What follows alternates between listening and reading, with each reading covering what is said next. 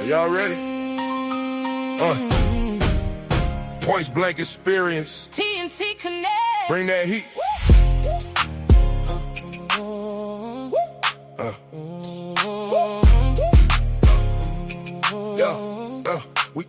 We walk in, room tilt, talk big, never built. Riding Tanya in the frame, that's two names, one flame. Respect on the table, knowledge in the label. Thought provoking when we speak, make the whole block lean. Hot topics, no filler, real talk, true spiller. Relatable, debatable, every line memorable. Kick down doors, don't knock, make the old rules drop. Yeah, we came for the gold and we leave with the whole block. Changing the game, say it loud, say it clear. Changing the culture and we right over here. Hands up, let it ring if you know what I mean. This that pressure, this that scene. Are y'all ready?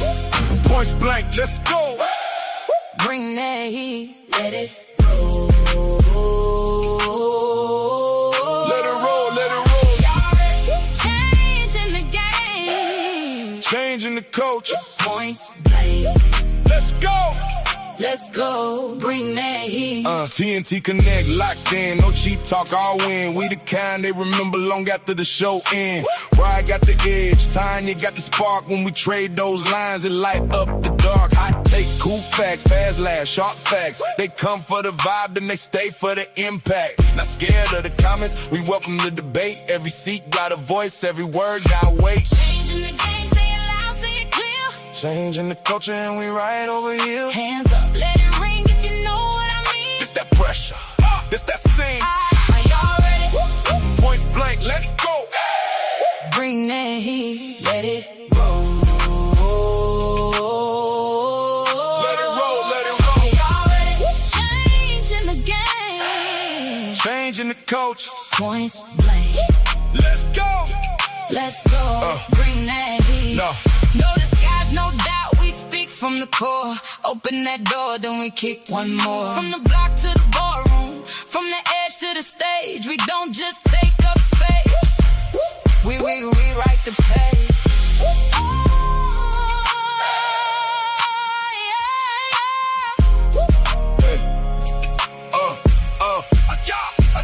Are y'all ready? Points blank, let's go. Bring that heat, let it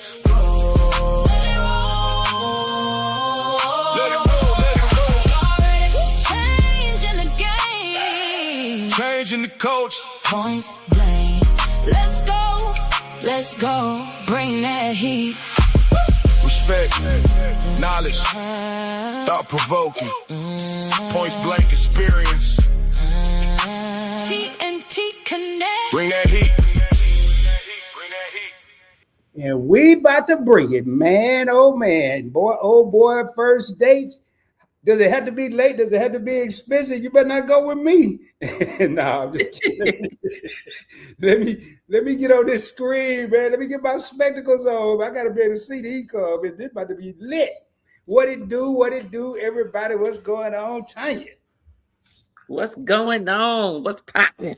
Oh man, just chilling. About to see what these people gonna be talking about, how much money they gonna spend on the first day, what they expected, and do it gotta be late? Do it gotta be early and all that good stuff? You know. Well, I don't know who made those rules, but I just find it hard to believe that people are out there just to impress. Because why would you spend all that money and do all this stuff you don't even know the person yet? Well, I don't know, Tanya. I don't know. I looked at them. I just, I wanted a level of surprise. So the question you said, I looked at them today about 45 minutes ago. I said, oh, snap. Boy, I got some good answers for these, man. That boy, Tanya a beast to work with. So, hey, welcome everybody to Live and Live Direct. It's your host that sometimes does the most. It's your boy, Roddy. You got the other host, Tanya T from TNT Connect, also Event Yours.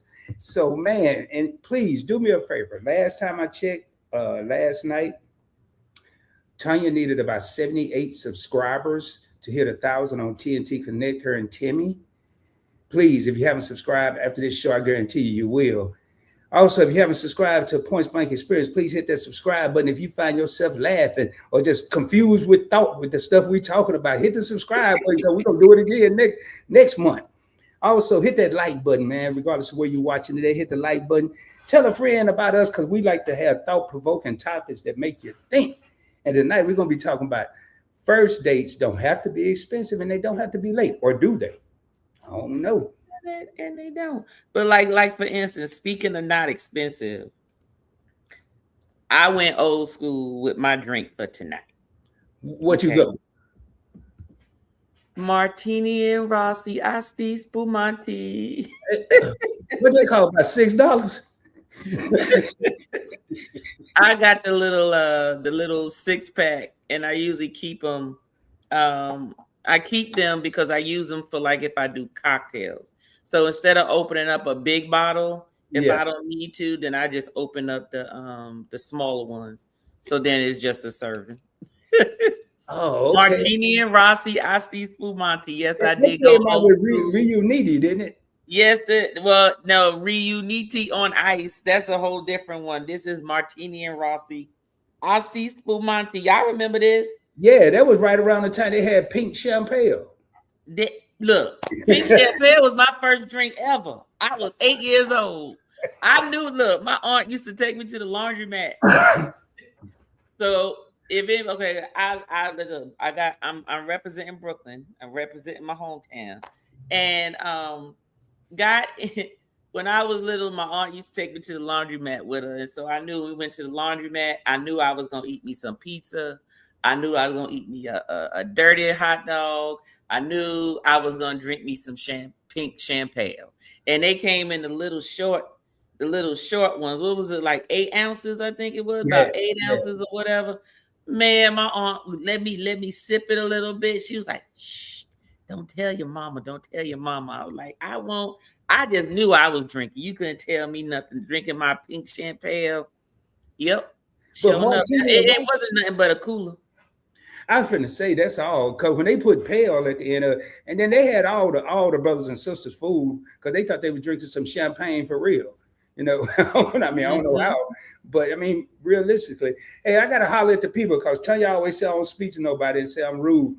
So I know Sandra came in early. She said, "Yeah, I'm early." I don't know what happened to the comment. Maybe she took it down. It said, "Yeah, I'm early." We got Sandra. We got Miss Cheryl Bubbles in the house. And what's up, Miss Cheryl? We got TJ Destination in the crib. Say hello, everybody.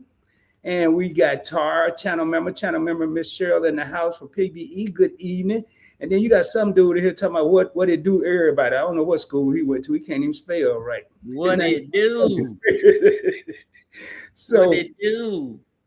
And hey, for y'all that was in here in my late night extravaganza last night on Point Blank Experience, I want to thank y'all, man. I got told by Keisha H today I was talking about everything. And I was just having fun, man. Y'all made it happen. So we got On the Go with YOLO in the crib. So hello, hey, happy Thursday. YOLO might be on that champagne too. They said she about to get a spritz. I think she said she gonna make herself a spritz. She said, I think she eating Japanese food tonight. What's going on, Bill? Bill in the house. Oh, I'm going slow. That's what you're saying. I got Sandra. No, I'm just saying, hey. I said hey to the folks in the chat on my end. They just see me, but if they're on your side, I can't type in the chat. Well, I could type on my laptop. Well, there you go. I got you on the screen. Said, "What's up, TJ and YOLO?" You already spoke to everybody. Yeah. What up, Bill? What's going on? Warm Strong Adventures, man. What's going on? And we got Travel Cake Trips in the house. Hello, Rod and T, and all in the chat this evening, all proper-fied up in here. We got Lynn R. in Cruising Life as is in the crib. Hey, you picked the right one to catch. We about to come fool up in here. There's some fools in this house. Oh, that's the wrong song, man. Hey, why are we talking about anything? I expect to go Dutch. I don't know you, and vice versa. I prefer to go before it get dark. People is crazy. Man, we ain't even asked a question. The Tara got a whole answer for half the show up there. Oh, look, see, it started off with her. Let's go on and start that one. Go ahead, start that. Hey, so right now, she asked me what you drinking. I think she called it. She drinking some throwback. That's why you said. Yeah, that's what I said. I'm going old school. Okay, I went to Martini and Rossi, Asti Spumante. Hey, that's when you got too much. That's when you got too many beverages in your house. When you got Anybody got some Asti Spumante, Martini, and Ross in the house, they got too many drinks. And y'all ever see Tanya in them bar, they got, cause don't nobody, hey, I didn't even know they still, I mean, where you get that at? You got that at, what's that? No. This is what I did, because when I make my cocktails on my other channel, those of you who are here on TNT Connect, I have another channel, which is my liquor channel, and I do cocktails and also make drinks. And I got tired of opening the big bottle of champagne and like sparkling wine, and I do put the top thing on it, and that's fine. But sometimes I may not always have the space in the refrigerator to sit it up right, and so instead of always opening the big bottle, I just would get like a 6-pack of these, you know, like a 6-pack. They just single, they like, what was this, like 10 ounces or something like this, 10 or 12 ounces. So it's just enough for the cocktail, and I don't have to worry about the big bottle. Yeah, because they had that plastic cork that didn't go back in the bottle once you pulled it out, right? Right. Well, this is just daggone screw top. Oh man, they cheated you. Is that a real Asti? I mean, a real Martini and Rossi? Yeah, it's a real Martini and Rossi. You remember them kind you used to pull out? Well, all of them kind of like once you pull it out, it wasn't no putting it back in. Well, that's all champagne bottles. You can't put it back in. Oh, that's why you gotta buy. It's a separate. It's another one you gotta put in. And you put it, you push it down, and then it holds it, and it keeps all the fizz back in. So gotcha. Hey, I never seen Jenny Grace in here. Hey, thank you for being here. $6. I'm rolling, but roll right on over to that subscribe button and hit that. Just smash it. Click it, but click it though. Do whatever you gonna do, click it. And we got Travel Cake True. We got Just Asking for a Friend, Keisha. Channel member on PBE. She got the wrench. She a content creator, all of that. On the go. Now I was wondering how you knew she was gonna drink a spritz, but I see it. And we got Nichols Journey X. Good evening, Miss Tanya, Rod, and Chat. How's Timmy doing? Hope everyone is having a great day. And then Timmy is good. He went to go pick up his truck. Hey, they just subbed from their TV Travel Cake Trips. Everybody, thank you, Kathy and Brian. Sandra back. No, I didn't take it down. I don't know what stream I'm on. Is it vertical or horizontal? But I am here. Yeah, I would see it on either one. It don't matter. I don't know which one you're on. Oh, you're on vertical. You're on vertical, Sandra. I can't see it. What's up, Rod? Miss Tanya, how you both doing? Oh, okay. I see what you did there. My friend said, man, I might have had me some. Oh, I'm drinking. By the way, I have multiple beverages. They equal a whole $1.61. I got coffee over here and water right here. Mine is a throwback coffee too from the gas station. So, hey, I think we just spoke. Hey, Tanya, I got you. So Keisha got you on the TV. Is she in here on her phone? On one of them. Thank you. All right. Love it. All right, then. All right. I think I am on the wrong side. Ain't no wrong side, right? No, well, what you want to be on the horizontal? Or the land? No, I think she probably want to be on. She want to be on the wherever most of the people are. So sometimes people on vertical, sometimes people on horizontal. Sometimes more people are on the vertical versus horizontal, and vice versa. So maybe that's what she's talking about, being on the wrong side. Well, she's probably she's on the vertical side. Sandra, she's on the vertical side. I think most of the people are on the horizontal side, Sandra. Yeah, so Sonia, you got to go out to one that got the little phone or that little black thing with them little... That's the one she on, the one with the phone, because I can see it. Yeah. All right, then. We just said hi to everybody. I'm from now on. We did. If I don't get a chance to volume or whatever, the enunciate or there you go. I'm gonna put this in chat. That way you know where you ended. All right. Yeah, because from now on I'm gonna just be doing this. I might do some praying hands. I might throw a do sign, but we got a whole lot to cover. And I don't want to have Tanya on here too late. So Tanya, how we gonna start this? I'm ready, boy. I'm ready.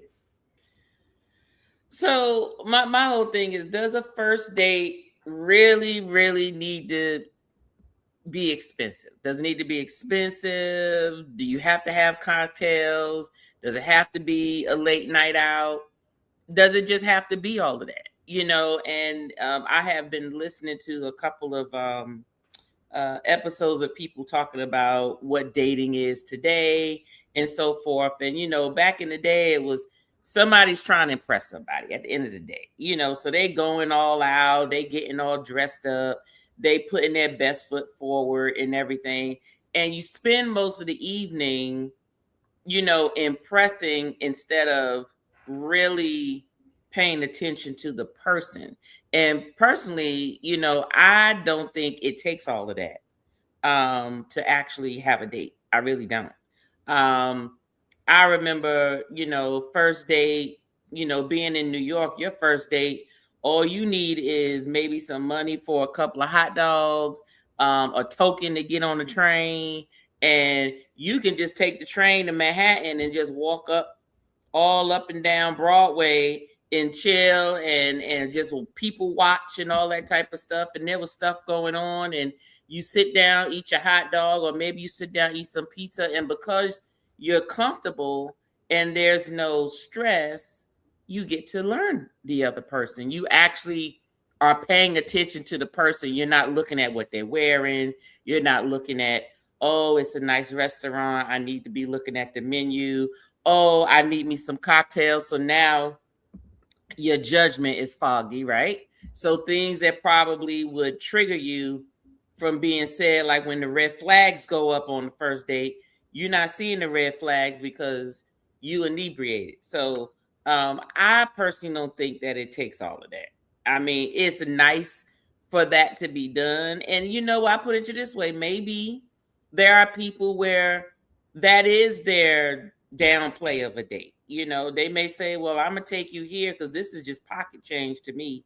It's sort of like rich people that walk around with Chanel flip-flops on, like just bedroom slippers. Like, what you need Chanel bedroom slippers for? Like that's just regular where, most people just buy a pair of daggone fuzzy slippers and call it a day. But I don't think that it takes that much. What's your thought, Rod, on the well, y'all know I'm gonna have an interesting answer. That's just how I do it. But I gotta thank Tar channel member for that $4.99 super chat. One more super time. Chat for the people in the back. Just a small token for always showing up. I'm gonna go live a lot more often late at night, dear. Just hear what happened. I'm gonna go. I might be live tonight at 2 a.m, y'all, or this morning, whatever. So, what are Rod thoughts? Let me pull this up. I think the amount of the date is going to depend on the stage that was set. Hold on 1 second. What the hell is a crumpet? Anyway, just put that in the chat what a crumpet is, but I'm going to let Rod talk, but just answer that for me, Kathy. Go ahead. A crumpet is like one of them little, like a shortbread cookie that they call a crumpet. Oh, that's what it is? Okay. But don't listen to me. I think I heard that on Brady Bunch or something. Don't listen to me. I ain't never had no damn crumpets. But I remember they used to say tea and crumpets, so I always thought it was a pastry. I don't know. So if you getting to know the person, because in today's society, people ain't meeting in real life. They meeting over the phone, they meeting over the internet. There are stages to this. So once you get past the texting and you maybe get to the phone, this is when the show begins. It's just like that Blue Magic song. Let the side show begin, baby, because that's what's gonna happen. So the stage gets set right there, Tanya. Now, if you on there, and I'm speaking from a male perspective, if you on there talking about, hey, I usually eat steak and lobster, you just set the stage that you about to have an expensive ass date. Right. But if you be realistic, say, sometimes I might stop at one of them big old convenience stores, Buc-ee's, and give me a hot dog. I treat myself to, you set the stage for maybe a cheaper date. That's how. Now, does it have to be expensive? No. But in the day of impressions, in this day and age, ever since that woman, damn it, went to Cheesecake Factory and complained and it went viral, everything went to hell. God. First off, I would have left the half of that. I'd have been like, she complaining because she going to Cheesecake. Girl, it's a first date. What makes you think that you earned anything more than that? Well, see, that one thing that would have had to happen, you might want to see how many brothers she had before you left her there. Well, I mean, look, that's not important. I'm pretty sure, this is just how I look at it. You get these folks that's like, they got a certain standard, right? And I get it. You got a certain standard, but you're getting to know a person. If they come into you and they are dressed clean and well groomed and they're mannerable and they are showing manners, and showing you respect, and y'all are going someplace where y'all are just to get to know each other, so go sit down at Starbucks or something. Go sit down somewhere where you can actually talk to the person. The movies is not the place to go because you're not talking to each other. You can't, because you're supposed to pay attention to the movie. So you're missing everything. Okay. You go, yeah, you can go and you can go eat and do all that type of stuff. But who said you got to go eat, a certain level? I personally feel that when people do that, they're not there to meet the person. What they're doing is trying to find out how deep are your pockets. Ooh, say that again. They want to know how deep are your pockets. And that's how it's like, that's where they start. How deep are your pockets? But see, that's the whole thing. So if he takes you out to this expensive restaurant, now your judgment is cloudy because all you looking at is, I can just imagine if I'm going to be his girlfriend, he going to get me this, he going to get me that, and all of that. But then all this stuff he talking about that's supposed to be important, you're not catching those red flags because all you worried about is the Birkin bag and the steak and the lobster and the damn the seafood tower and all the shit that you wouldn't buy for yourself if you went to the daggone restaurant. Well, see, that's just me. Me is if you wouldn't buy it for yourself on a regular Joe Schmo day, I don't think you should be expecting anything more than what you can offer. That's just me. But I still don't think the first date needs to be expensive. A first date should be well thought of and planned to where the goal is getting to know somebody. Even if you do something fun, recreational, get to see what kind of personality the person has. Because if you can't make me laugh, I ain't talking to you. You're boring. You can't make me laugh. You can't take a joke. If you don't have a certain type of humor that I have, and my humor can be quite dark sometimes, but I need somebody to understand and laugh at it. It's just no. First date, nope. What's up, Scott? Well, now I'm gonna tell you, if I send somebody deep in my pockets or whatever song you were just singing, hey, what up, Kevin? Said, how deep is your love? That's exactly what I was thinking about. I'm gonna come back. There's a lot of people came in. I'm gonna make sure we speak to y'all here in 1 second. But I'll go up there. We can go get all the steaks you want them, but I'll say, hold up, man. I gotta transfer some money from over here. I gotta transfer some money. Hey, how much you said this was? How much I got left? But is that the reality? If we playing a game, I'm the wrong person to be with, but I'm gonna tell you straight up. First of all, movies, if I did go see a movie, you better hope it got closed caption, because you ain't gonna hear none of it, because I'm gonna talk the whole movie. I'm not even going to the movie. Why are you gonna talk through the movie? Because you shouldn't have took me there. We need to get to know each other. I'm not even going to no movie. We're gonna go. Okay, but what you mean she took you there? But no, not taking me like paying for it. It would have been that person's idea. First of all, no movies. No concerts, right? No comedy show. The only people gonna be talking is you and I. If we're gonna sing, we're gonna be everything. We're right. I don't care how much talking we did on the phone. I don't care how many text emojis and little BRBs we done sent. We are gonna talk. And I'm not looking for no education level. I'm not looking to see, I don't care how much money you make at this point. I want to know, can I hold a conversation with you? Right. That's all. Now it's gonna be more than that. And I'm looking for red flags. If you digging through your purse and pull out a CPAP machine and sit it on the table, you need to stop.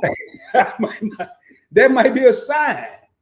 I mean, you gotta look for the nonverbals too, Tanya. I'm just saying now. Or well, okay. Well, that is true. That is true.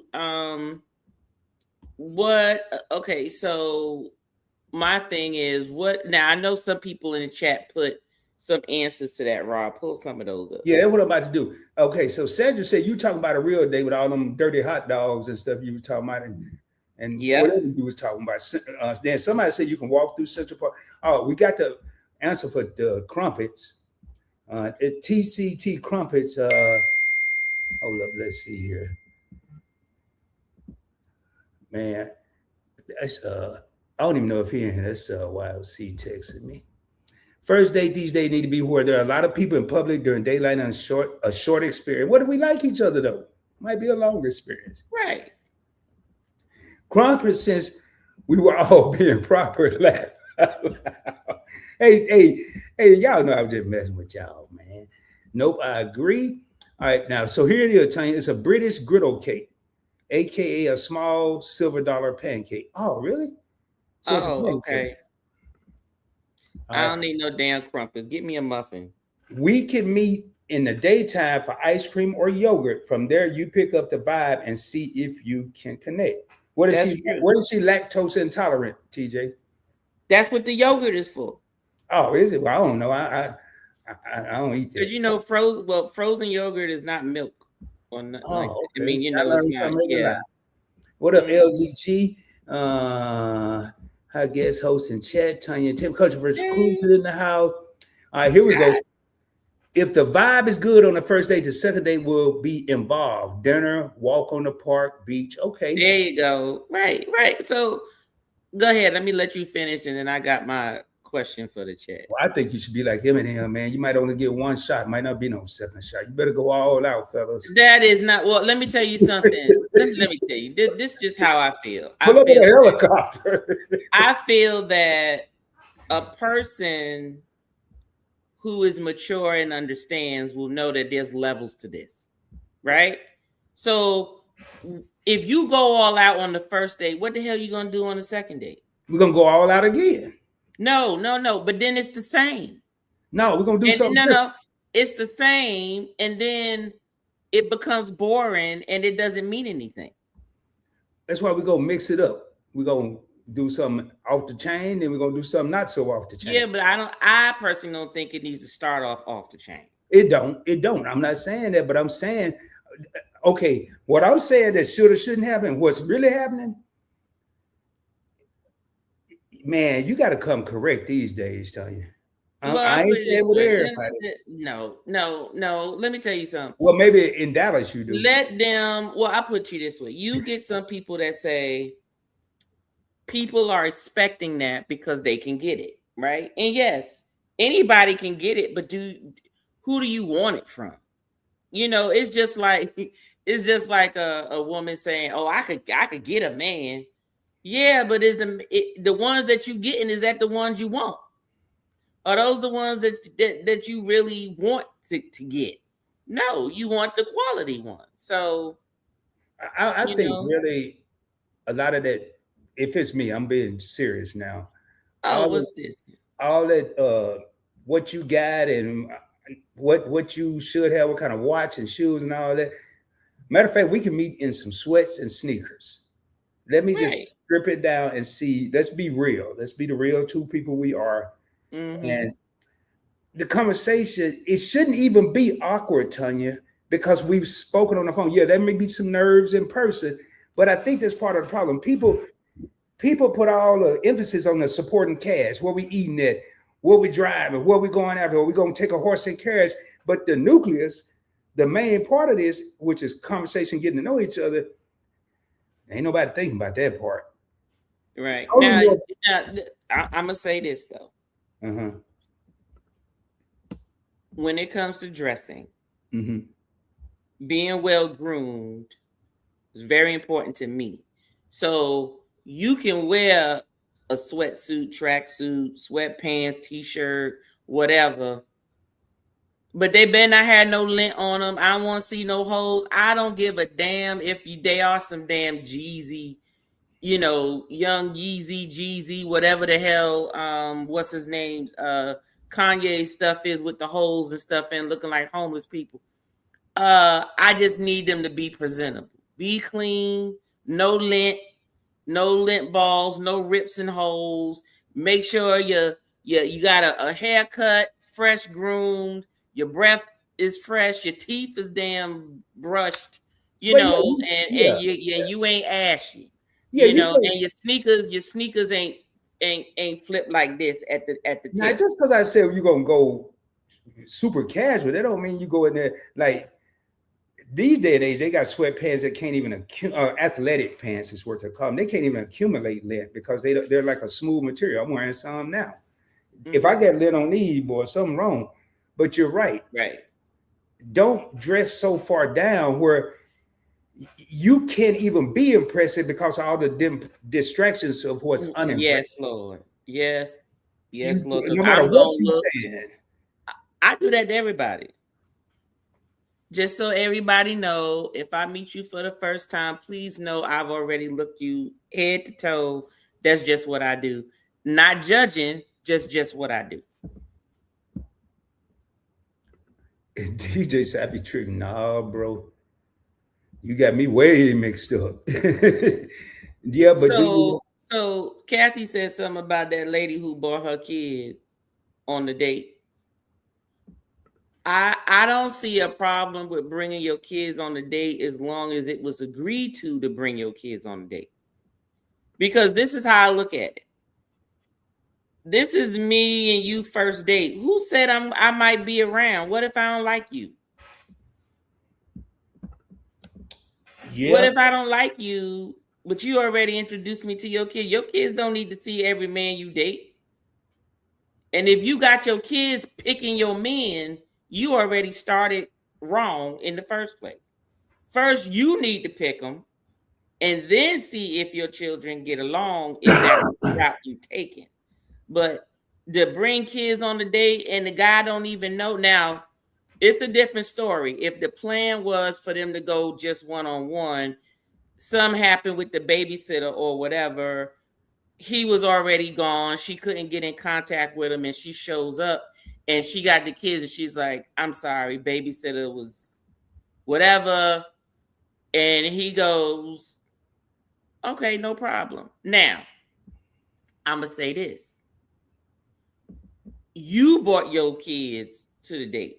Mm-hmm. That is not that man's responsibility to pay for your kids on a date. It would be nice, right? He would get some brownie points, but it should not be expected. And that's the part that I don't like with some women, where there's almost like an expectation that if I bring my kids, if I bring my friend or whatever, you buying everything. Well, the agreement was to date with you, not date everything else. So we ain't even get to that part yet where I'm doing stuff for your kids.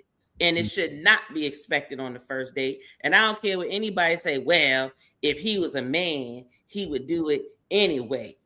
Bullshit. No, he don't. He don't have to do nothing, and he shouldn't be judged accordingly. We need to have some kind of way where a babysitter is arranged. I mean, it's kind of, I would look at kids, whether they're my kids, the ladies' kids, whoever kids, as a part of a distraction, because you're going to be, I mean, especially little kids. I want to go back and address this real quick, Tanya. Now, I'm gonna pull this up, right? You sound desperate, go all out. First of all, when I go on a date, we're gonna compromise, but I don't base my dates on pocket finances. If I'm feeling a steak, I'm going to get a steak. If I'm feeling it ain't gonna be I don't even eat McDonald's on a regular date. Now, I'm gonna pull up this next one. LGG said, back in the day, if a man spent dollars, first of all, I'm not going to spend nothing on the first date that I can't spend on the second, third, and subsequent dates. There you go. If I take you here on the first date, I could take you there on the 22nd date. Right, because look, I'm not going to be coming out during tax season. But I don't lead with money. I don't lead with how much I got and this, that, and the third. But anything, if I really like you, anything I do that first date, I'm going to be able to do any other date. I'm not, if that's $20 per date or $20 per person a date, that's what I'll do. If it's $400, that's what I'm gonna do. So, but if a man, this is good one here. Back in my day, if a man out dollars, he expect pute, so let me buy him a coffee. Let me see who you are first. But I'm gonna say something about that. My mama told me a long time ago, if you can get something on the first day, how many other people got something on the first day? I don't even want nothing on the first date. I don't care how much money I spend. You ain't gonna be able to give it to me on the first date because that's gonna make my red antennas, flags, and everything else go up. But these are some good points that LGG brought up because a person that will go all out and can't follow up with that, I think you're setting yourself up for failure. Well, that's true. So let me ask this question. So it seems like everybody in the chat is agreeing that no, it doesn't have to be expensive. But let me ask this question. Mm-hmm. Would you accept a coffee date? Who, me or a woman? No, you and the chat. Would you accept a coffee date? Yeah. Just meet up at Starbucks, chill out, sit down, talk, whatever, eat some crumpets. I wouldn't want to go to Starbucks. That's too common. I would want to go to it doesn't have to. I'm just using that as the, you know what I mean? I'm not saying it has to be that. Yeah. One thing about like your traditional coffee shop, you probably saw a lot of them living in Brooklyn and New York. You know, there's one up the street from my house that's so quiet. It's like a library when you go inside. Oh, you don't want to go there. Well, we can talk, but I mean, it's some noise, but it's not like a club. But yeah, I would. Yeah, but I mean, you don't want it too quiet either because you don't want everybody in your damn business. Like, I need people at least talking. Well, I mean, they were talking. I don't need to be going there like.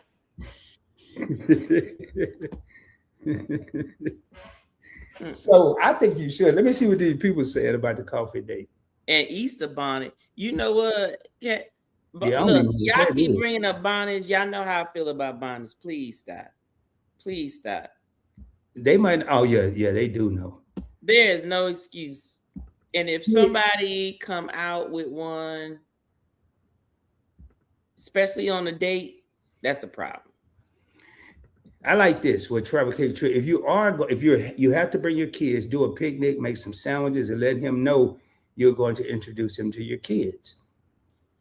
Correct, but by that time, it should not be a first date. Hey, this is a good point. LGG is bringing up a good point. She said, I'm really out of touch with this dating stuff. And that's a question I have. A lot of people in here may be married. They still go on dates, but they've known their spouse for years. How has the dating game changed since the last time? And they still get it wrong. Yeah. It's so outlandish. It's I can't even come up with words. Tell you, it's. I would say this. I guarantee you, there are a lot of. I'm gonna speak from a male perspective. Guys out there that are spending money that they don't have trying to go on a first date, and it's probably a lot of women out there that know, but since they crazy enough to act like they got it, they just going right along with it. And I don't blame them. I would too. You got married folks spending money that they ain't got to go on dates. Yeah. But you know, I was thinking though, that's a question though I want to ask real quick and get everybody thinking. We're talking about these expensive dates. What is considered expensive to everybody? Well, that goes back to what I said. It all depends on, I guess, your socioeconomic status. What is the norm for you, right? So I put it to you this way. You know, I grew up humble beginnings, right? I've been on a date where, like I said, you got a token to get where you're going, and you just got enough maybe to get 2 slices of pizza and an Italian icy, you know, and a soda or whatever.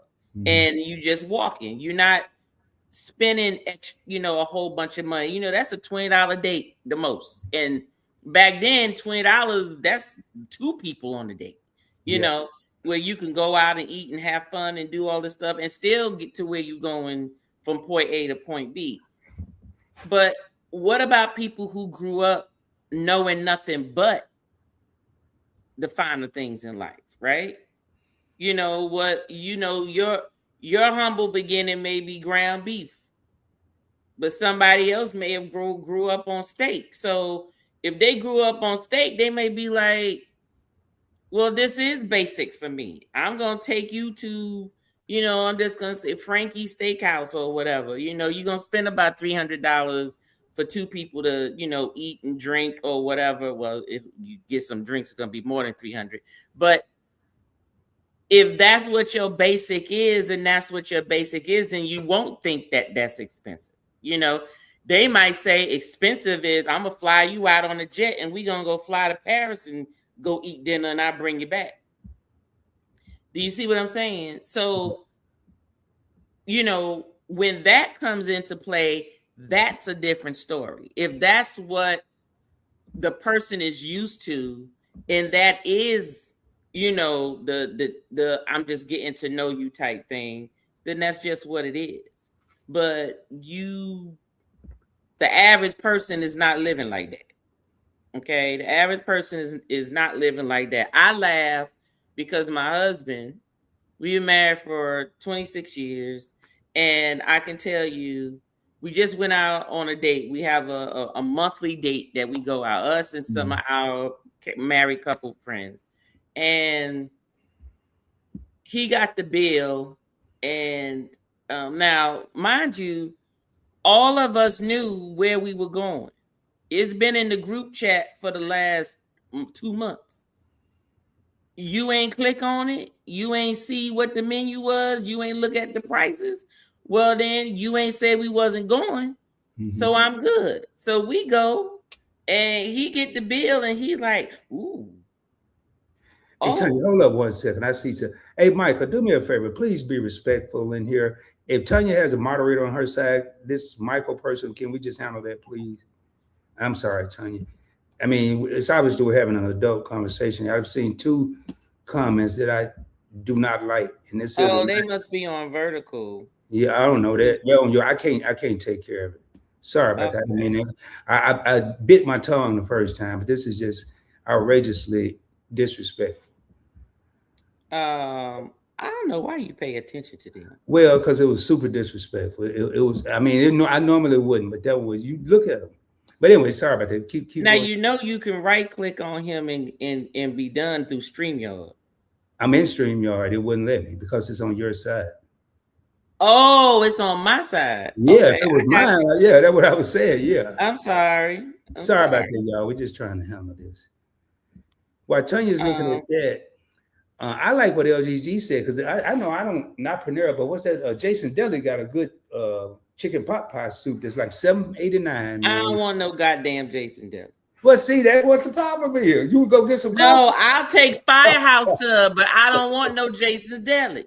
See what I'm saying? Okay. But we would talk about that. But you know, I'm sorry, I didn't mean to interrupt you. That was just driving me crazy. No, you good. You good. I just have to. I was on TNT side. So TNT is not a moderator. You didn't make me a moderator. How you not make your co-host a moderator? Well, yours is because I you know, well, all right. You need to make us both a moderator, Rod. I got you. Hey, Chewbacca, this first time I saw you here. Okay, I just saw that comment. All right, tell you, I didn't mean to interrupt you. Go ahead. You good. I'm finding the what's the name? So I make sure that look, I help fight the trolls. So one of the things I saw in here, it seemed to be overwhelmingly coffee is fine. And I saw some comments about back Nan RN said that hey, House of X. Said, yeah, what's up, House of X? Said that when she met her husband at 17 and now she's 51, McDonald's was fine. And McDonald's is busting and don't let them have the McRib. What? Well, you don't want to go there now? Or that chef salad. I don't care what none of y'all say. That goddamn chef salad at McDonald's was the bizarre. Yeah, and then Sandra said her first date was at Mike's Deli. And that's what I'm saying, you know, and that's why I asked how many people are married, because back then, I don't think the where, the when, and all that stuff was important. Now, you don't want to take nobody to a dark alley or nothing, but it was more about, I should be happy I'm even able to go out with you. Forget about where we going. I mean, I'm not taking you to a dump, but I asked you on a date. You say, yeah, can I be excited about that? Not excited, stressed, or whatever it is about where we're going, how much is it? And a lot of people mix up. When I say the steakhouse, there are steakhouses in Texas. You can get steak for two for like, say, $60 before tip. Well, that's because y'all got all them goddamn cows. $300 steak on the first night for two. I'm not doing that because I don't care how many conversations you had on the phone. It's still maybe something slipped through the cracks, either party. You know, so that's my thing. It ain't gonna be no loud place telling you we need to be able to talk. And I just think they've surrounded the dates with all that the extracurricular stuff instead of what are we there for? Mm-hmm. Now, and I think that was your first question too. That's a question. How much should be spent on a first date, ladies and gentlemen? How much should be spent on a first date? What you say, Tanya? Max. I don't think it should have a dollar to it. I think the focus should be more on what are you doing. Do you understand what I'm saying? Like, you can do simple stuff, but they're going to cost different things just because of the nature of it, right? So, for instance, if you don't have enough money and you want to spend the least, the best thing is to go during the day, right? But make sure it's not at breakfast time and not at lunchtime. Go like between lunch and dinner. You know, well, you don't have to go eat. Well, hell, I picked you up. If you ain't ate lunch by 3 or damn 4 o'clock, you ain't hungry. And I'm going to have you home before dinner. So I'm good, right? So we going out, we going to go bowling, or we going to go play pool, or we going to maybe go do some fun interactive thing, because it all depends on what is it you're trying to know about the person, right? Are you looking for you looking to just go have fun? Because it all depends on how you met the person, right? Mm-hmm. So if you go to the gym and they go to the gym and y'all met at the gym, maybe y'all might do a date, like take some type of fitness, recreation activity or something, that's like a challenge, or whatever, if that's what the two of y'all are into. If someone likes to compete, maybe you go bowling, you go play pool, or you go throw axes, or you go to a nice big adult video game place where you play video games and y'all are competing with each other or whatever, and that's fine. That usually breaks the ice. It normally gets people calm and people are more apt to talk. If people are nervous and stuff, you ain't gonna get nothing out of them. They're gonna skate around questions. They're gonna be scared to say anything. But you get somebody comfortable and laughing and feeling, like everything is good, you'll get a lot more information. You get to know them better. That's my opinion. So I don't think that there's a limit, but I don't, like I said, because everybody's pockets are different. I just think that it should not be something where the amount that was paid would even be thought about, right? Because you can go to arcade, hell, and spend $100 goddamn dollars, right? But you wouldn't look at the arcade as an expensive date, right? But if you add the damn dollars up, them damn quarters and coins and whatever is required to get that little card so you can play all them games, you don't spend $100. And, Tanya, I think that's, to me, the path of least resistance is the restaurant. Anyway, I like what you were just saying, and I'm seeing right here, man, LGG got a, but it comment so funny. First I'm gonna say Charles said $150 is the minimum. I'm a compassionate person. I don't believe in being greedy and going out with a guy to just dig his pocket out. I don't like that mentality. And then TJ said we're not going to Maestro Steakhouse on the first date. And that's why I put that out there. You can go to a nice restaurant and spend sub $75 and have a nice meal. You could get 50. You go to somewhere and cut it in half and share it. But why not think outside the box? Like Tanya said, an arcade, or like something I want to do. I don't know if anybody else would want to do it, but I want to go to a little go-kart track. The ones that go a little faster than like the circus and all that. Or hey, let's go fly some drones or something. I don't know. I want to do some stuff that we both can get into that's not typical. I want it to be a memory. And I ain't talking about I'm about to fall in love and all that, but when I said memory, like everybody's going out to dinner. How much can we do with this $150, $200 that we're spending on some food that is going to be digested in X amount of hours anyway? Mm-hmm. That's why I said make a memory, because I don't care what I go eat. I'm going to remember it until I'm hungry again.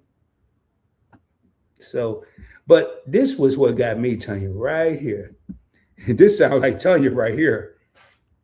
If you really want to impress me, let's hit Aruba for the weekend. I know that's right. Hotel with a catamaran or whatever that is, and an ATV lineup. That's right.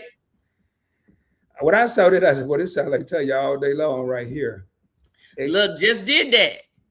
Just did it just 2 months ago. So 3 months ago. That's a good point right there. Most people are too shy to be eating a meal anyway. I know you lying. I ain't never too shy, too scared, too sad, too mad. Probably it might not be you. Too upset. I will eat. I don't care what damn mood I'm in. Let me tell you something. Now, one thing I can say is, and I don't care what nobody say. Yes, I am all for the least expensive date, but you gonna feed me. We gonna eat. I don't care if it is a crumpet. I don't care if it is a crumpet. I am going to consume some calories. You can try and pick me up between meals if you want to. I'm going to eat me a snack. That's going to happen. You know, one of the parts of this question too was the late date. I would prefer, and I know I'm skipping, but I'm going to come back. I'm just wanted so I don't forget. And I just thought about what you said. You going to eat, even if we do something else. That's why I would pick an earlier date. I would rather have an earlier date so we can do something else and eat. And we don't have to break the bank doing both of these things. But like YOLO said, I'm going to go with YOLO said, go to the pew pew range if they're not afraid of pew pews. Mm-hmm. You know, that is it, but that can be expensive too, though. That can get expensive, especially if you start having fun. Yeah, exactly. Amusement parks are good for dating, I think. Oh, I love amusement park, but you know what? Let me tell you what would make me mad. Well, I'll put you this way: you find out a lot about a person. Okay. Let me ask this question to everybody. Uh-huh. In order for you, meaning you personally, right? Uh-huh. And I know probably, well, I can't say. People in the chat are married. Just think about back when you were dating, right? Or if you were single, and those who are dating. Most of the time, you choose dates intentionally where you go, depending on what it is you're trying to find out about a person. Usually is reflected by where you take them out on dates. Okay, because the first one, it may be, okay, I just want to talk to this person, right? Because maybe I don't know this person at all. Maybe this was a blind date, right? I don't know this person. So chances are it will probably be a meal where you can sit and chit chat across the way, right? Mm-hmm. But if you know the person, meaning y'all haven't went out, but you know of the person, then the date may be a little different. Like, oh, we're going to go to amusement park. You know, let me see if this person can handle roller coasters because I like roller coasters, you know, or, hey, I like to go to the gym. Let me see if this person can, you know, got some physical activity about themselves or whatever. Or let's go and do something where we interact together to maybe learn about each other's personality. Maybe it's playing some form of a game or something. Or playing Scrabble or whatever. Let me see if this person can play chess. You know, how does their mind think, or that type of thing. So I think that dates are usually should be catered based on what it is you're trying to learn about the person. Mm-hmm. Do you not agree? I agree. I agree. I'm hoping. I'm not gonna know everything. I don't care how many texts and phone calls. What I try to do is let's compromise. Let's do something we're both gonna enjoy. Right. Like I see what Lynn say. Like Lynn said, a basketball game is perfect. Like me, say football season come up, I'm not going to take a person to a football game just because I want to go. It could be fun, but maybe not for them. So yeah, if they got food, I would go anyway. You know what though, like even in addition to what you said with something that I want to know about a person, what if I can go on a date and do something I haven't done and learn something that I don't know? Say like a museum, Right. like a museum. And maybe it's something that I'm not too knowledgeable on and there's a conversation right there. I'm asking sensible questions. She has the answers because that's her cup of tea. And now we have it can't be, hey, all about the dinosaur bones the whole date and all right, that. Right. But at least I have, if I was that person that couldn't hold a conversation or nervous to eat, I would have a starting point. So yeah, I like what you said. I agree with that, Tanya. Yeah, because don't forget the date, everyone is trying to find out about the other person. Right? Mm-hmm. Right. So, you bring people in and you put people in situations to get an idea of how they react or how they move or what they do. But Sandra said that, even though people may not be shy, some people truly are basically actually too shy to eat on the first date. I personally don't know nobody that's too shy to eat on the first date, or maybe it's just that most of the people I know like to eat. I think if you get mesmerized and don't think about where you're going, like I personally wouldn't want to go anywhere messy, like barbecue. What do you mean? Like ribs and stuff? I mean, I will, but why? Because it's going to be messy. It could make the other person nervous. Or, I'm just saying, spaghetti, you could eat something else. Well, I put you this way. You might get a person that wants to find out, do you have table manners? Like, do you know how to eat messy food properly?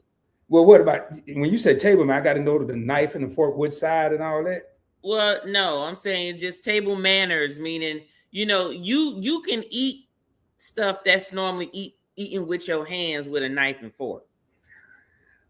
All right, what if you go to it's not fun. Hold up. But you can do it. You go to a soul food restaurant. Yeah. And get some oxtails. You got a fork. You got a fork. I said it won't be fun, but you can still eat it. But this is a perfect example of. But that's a fake first date because I ain't gonna eat it with no knife and fork going forward.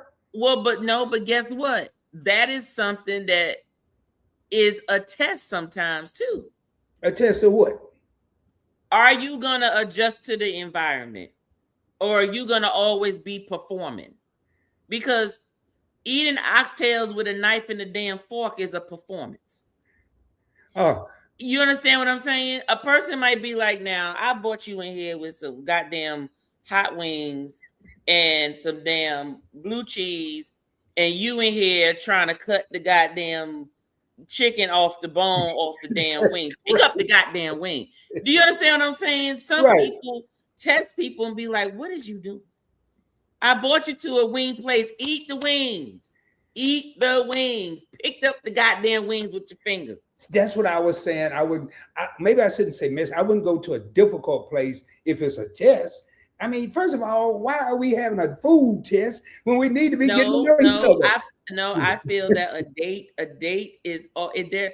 When I say test, don't take it wrong. Test doesn't mean like I'm setting you up.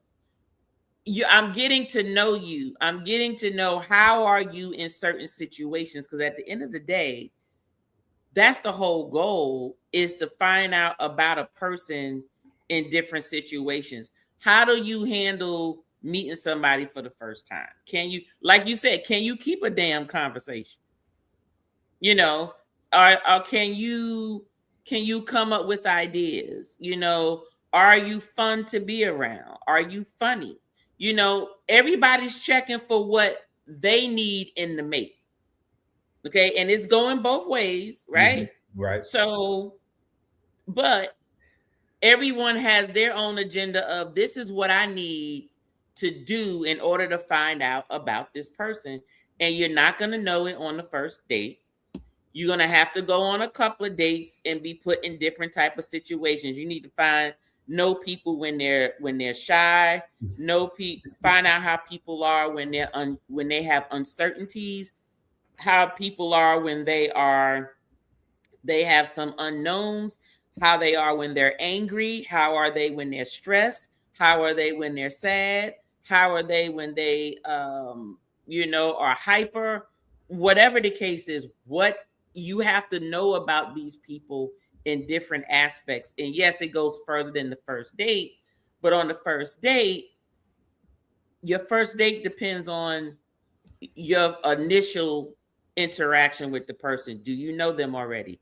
Have you been talking to them already? You don't know them. Do you know of them? If it's a blind date, go sit your ass down and just talk and whatever. But I do not believe there should be alcohol at all. How much are you going to get to know on the first date, though? Also, because you get to know enough if you want to sit and talk with them again. Well, I agree, but like you just brought up some good point. How do you react when you're upset? How do you get depressed? Do you cry because the waiter didn't get a tip or the waitress didn't get it? I mean, you may or may not get all that on the first date. So, but you got to do enough to get to a second and a third date is kind of what we're saying. I just want to make sure, because I think so many people put so much into the first date, but you're not going to learn everything. Hey, now I got to go back up here because LGG just scared the hell out of me, man. I was like, LGG, I knew it had to be something to it. She said, hey, Rod, you could pose for me while I paint you. But then right below it says, that's what I said. I said, what? But I know LGG. I know I knew it was something. She said, that's a cheap date. Right.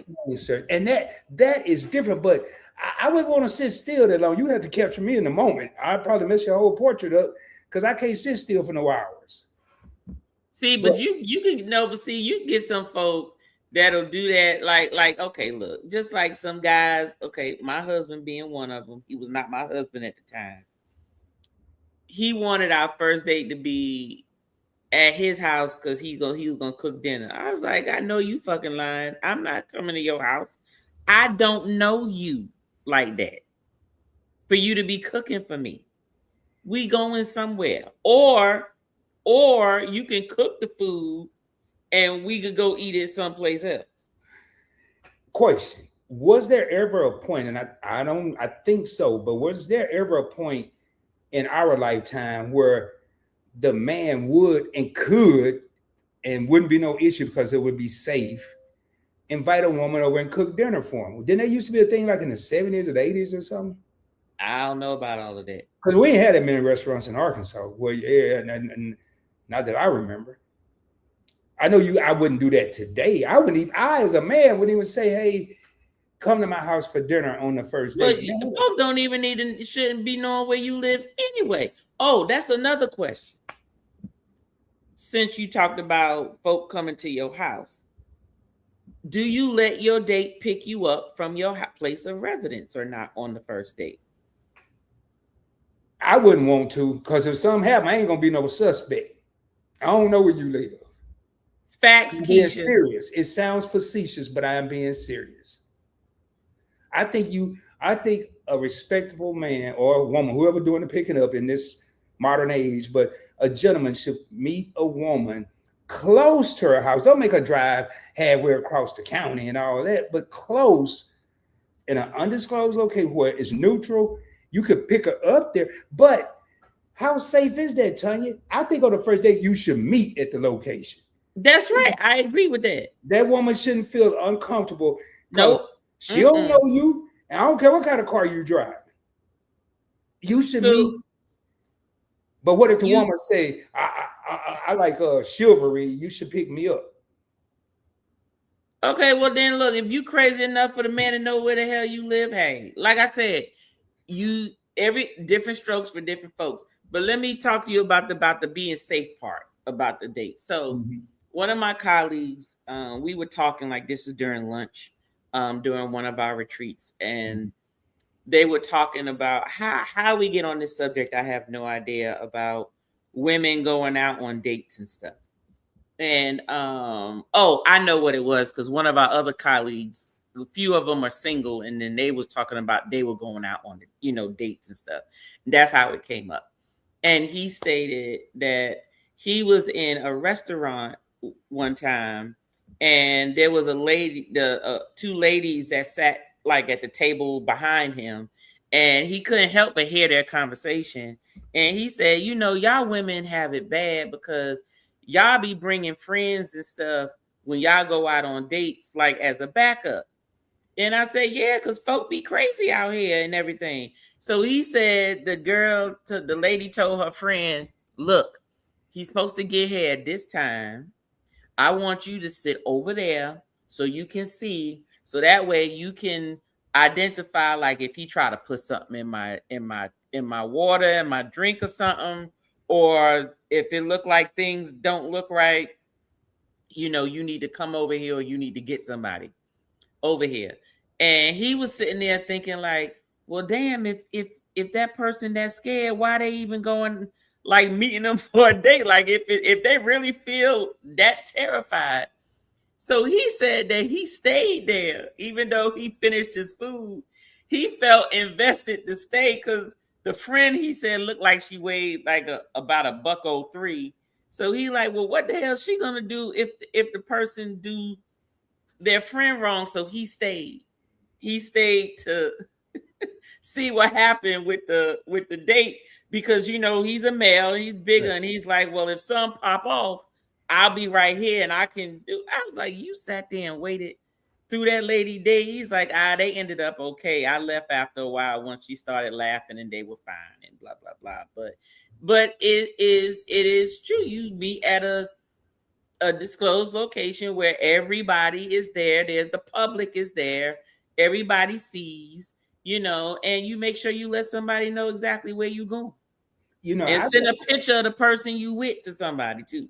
I've been on dates where people wanted to share their location. I have no problem with that. I ain't got nothing to hide. We at a public restaurant. Matter of fact, I think highly of you that you're even thinking that far ahead. That's letting me know something about that person. I know if we did become serious and she's by herself, she's thinking safety. Right. That's just me, Now, it was something I saw up here. Everybody's saying right here, starting with Keisha, if you don't know him, you shouldn't let him pick you up. Nope. Meet somewhere. Exactly. Everybody's saying that. TJ said meet somewhere for sure. And that's the end of that. Now, I remember, I don't remember when it was, a couple of years ago. And I can't remember who, it don't matter who, but they said it was standard that their friends or family went to knew what restaurant they were going to and would be there planning. Hey. The restaurant. And I was like, wow. I mean, I didn't think nothing. I didn't think it was bad or crazy, but I was just, one thing that came to my mind, it is sad that we have come to this as a society. Well, because people are crazy. People are crazy, and they're more apt to do certain things because they can get by with it. And people are much more trusting. I don't know why. Let me tell you why people are more trusting. So back in the day, unless you had somebody's phone number, you couldn't talk to them unless they met you, you ran into them, or whatever. But if nowadays you got the phone, the internet, the computer, the everything, and people are talking, and talking is a very strong medium. Why? Because when you talk to a person, there's conversation. Your psyche, your brain is now registering. And guess what? Actions are thoughts first. That's why, let me tell you something. That's why they always tell folk, if you're trying to get over somebody, do not call them. Do not go meet with them or nothing. Because what's going to happen is they're going to get to talking. You're going to get to listening. And then next thing you know, your brain is going to be thinking about it. Even if you don't do anything at that moment, but you're going to go home thinking about it. Next thing you know, now you up under him again. Now you're doing some stuff that you didn't want to do because you've been thinking about it all this time. And most people, if they understand that psyche, that's what they will do. They will make sure, I got to make sure I talk to them all the time. I got to make sure, because as long as I stay talking to them, then I know that I can always have access to them. And sometimes you just got to, just don't do that. You know, you had some. I want to go through some of these questions you got. Go ahead. I can't wait to hear what the people got to say. So, when Tanya sent me these, I have heard of these. I ain't said I've experienced them. I've either heard them or experienced them. I'm gonna be real with y'all. And I've even talked about them on live streams by myself. So the first one is, should whoever asks for the date, the male or the female, whoever asks for the date, should they pay for the date? I can't wait to hear what the people say. So if a woman asks Rod out on a date, should that woman pay for it? Or if Rod asks a woman out on a date, should Rod pay for it? I think whoever asks out on the date is the one who paying. I disagree. Why? I just come from the era where, first of all, I mean, it don't matter about that, but usually I'm gonna ask on the person on the date anyway. I'm gonna be the one initiating the well, you look nowadays. Okay, and if a woman say to me, Tanya, hey Rod, let's go out for lunch and or go out for dinner, and we're gonna get to know each other. All right, that's cool. But I as a gentleman, I just can't do it. Tanya, I ain't letting no woman pay for no damn food because she mentioned it and I agreed. Well, you know what? Well, then I mean that's you, but you asked the question. And I'm answering the question. But I don't agree with you. There. Let me tell you something. I agree with that, and let me tell you why. Because I'm a shout out to all the men out there, okay? Because society has it where women are the only ones who get nurtured from everybody. They get nurtured from their mama. They get nurtured from their daddy. They get nurtured from society. And men are expected to just be.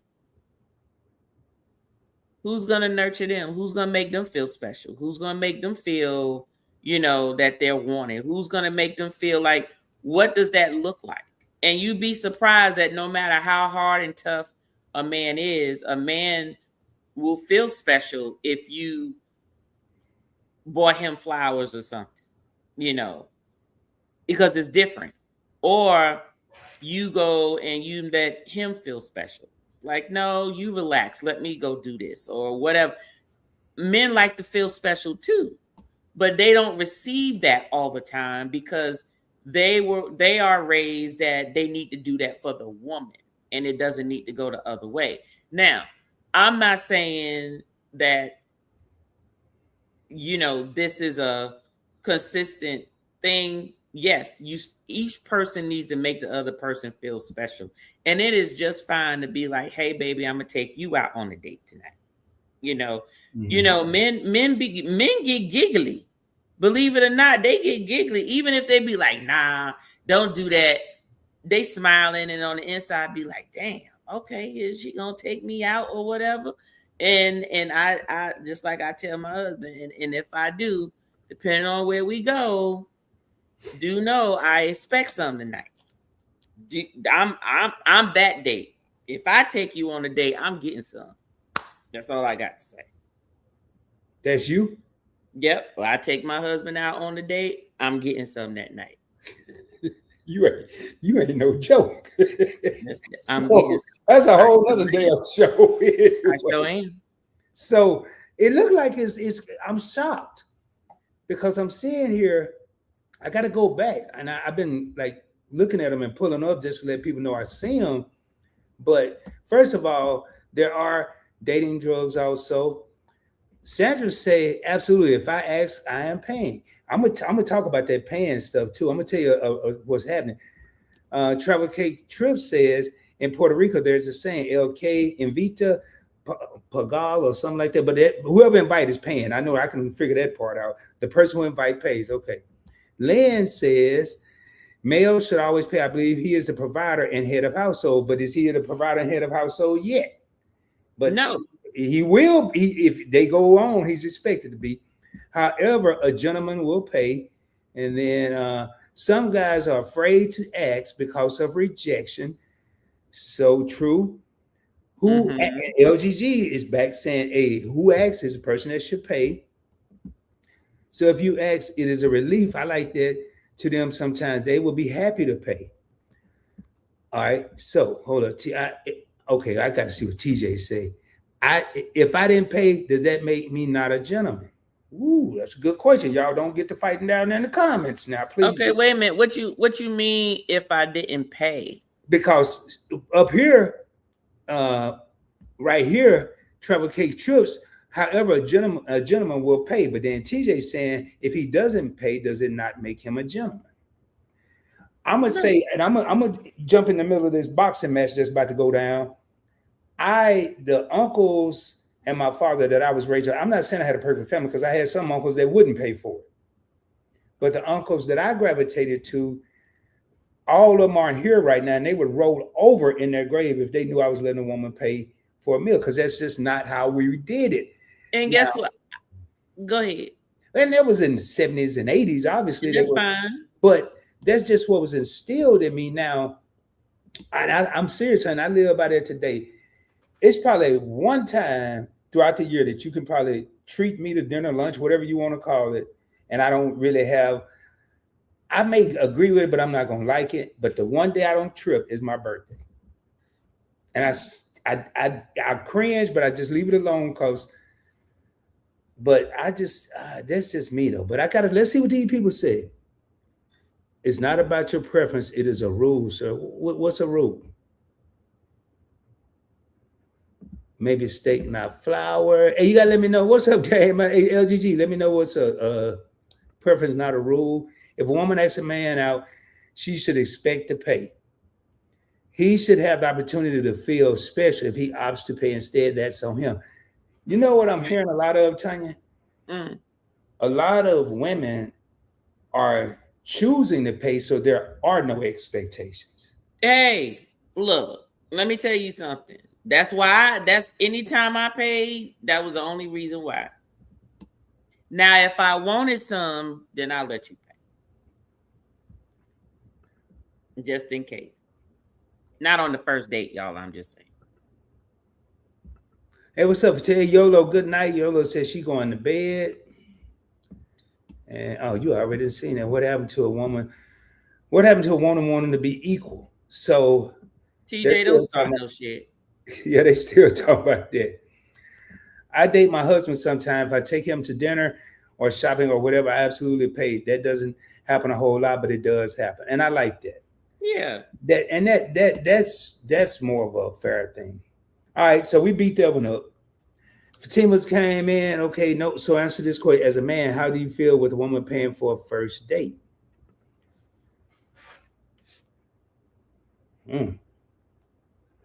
Seem like as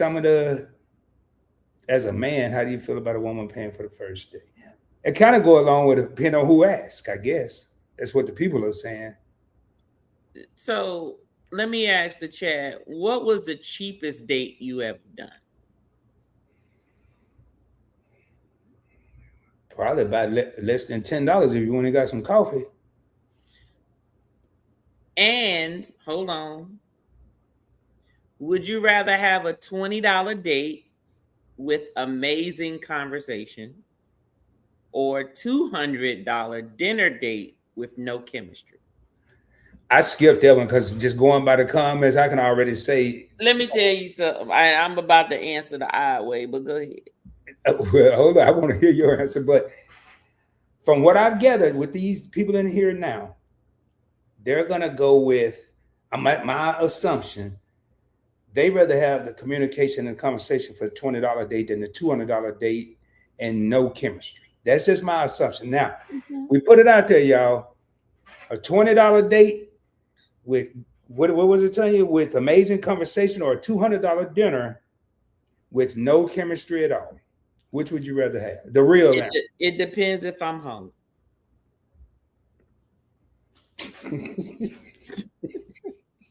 It depends if I'm hungry, and I'm just keeping it real. I'm laughing because that's a good answer. That's a great. If I'm real hungry, I'm gonna take the $200 dinner date with no chemistry. Because if there's no chemistry, I ain't gotta give him none. He ain't give me none. But if I like the person, then the $20 one is just fine. Okay, morally, should you, if you know you're not feeling a person, even before dinner, if before I know you are, people in the audience, if you're on a date, male or female, doesn't matter, and you know the chemistry is just not there before dinner is ordered, should you go on with ordering dinner and torture you? What we gonna be talking about? Nothing. You getting full, right? No, that's when you turn on. That's when you turn on the work person, and you try to figure out what that person like to talk about, so you can eat, and they can do all the talking. Hey, I like the ladies in here. All the ladies in here saying if they ask, they're gonna pay because men. Back what you were saying, men deserve to be pampered too. That's right. That's right. I said last night I learned something new every live stream, and that's something I never thought about, the pampering and the affection and what you were saying. The psychological part of it. The men need to feel special. I just never. Hell, somebody gonna have to make me feel special. Then I'm going to eat. What should I get, Tanya? Since you going, whether I'm hungry or not, what should I have messing with you? So, all right. So, but see, we already came. We kind of said, well, he would go to the drive-in theater, but most people said that they're not. Let me tell y'all something about that drive-in theater. I did not experience a drive-in movie theater until I moved to Georgia. And I moved to Georgia and went out on a date to the drive-in theater. You already know what's going on. He ain't looking at no goddamn movie. Trying to get all on your side, put his arm around, and then you in the car. So you ain't even in the movie theater. So they trying to grope something. It's like, no. Well, drive-in movie theater, When the drive-in was good, it's kind of when it's too much stuff in the way now. Like this. What you mean? The bucket seats and all that. Like my car is 2 separate seats. It ain't one seat.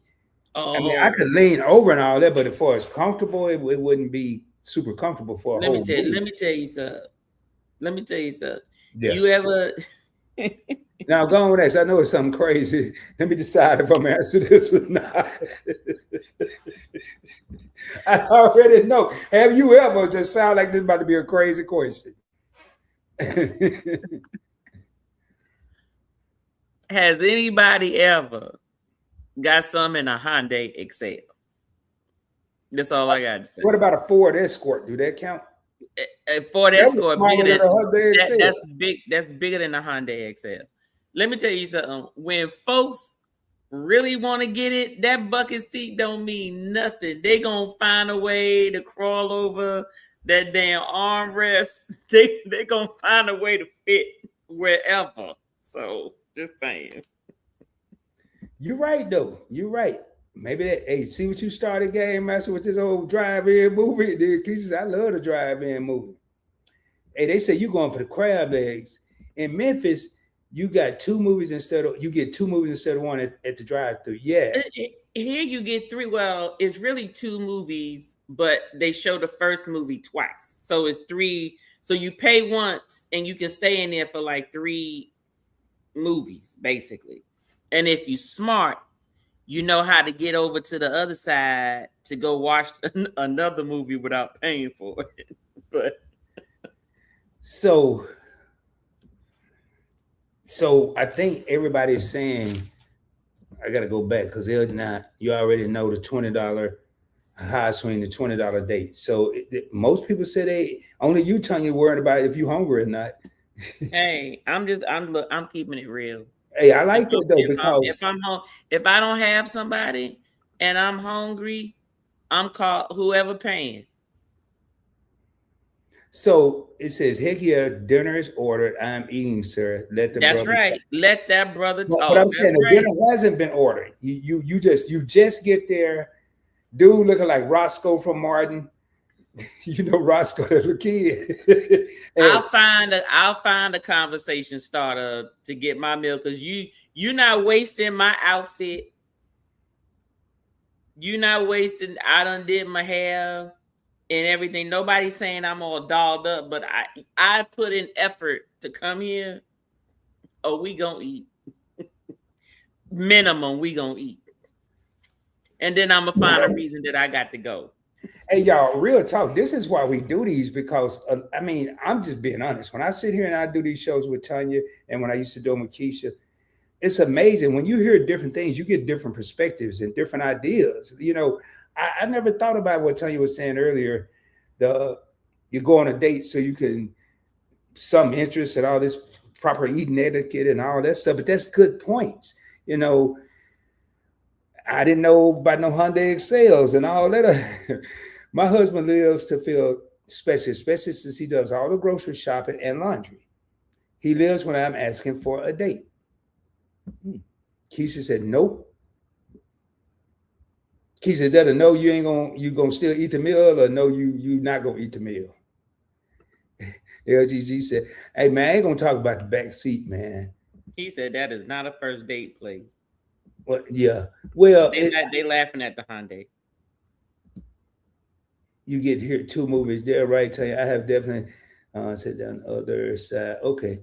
Oh yeah. Oh, she said she did. Keisha said she said she snuck to the other side too. So there you go.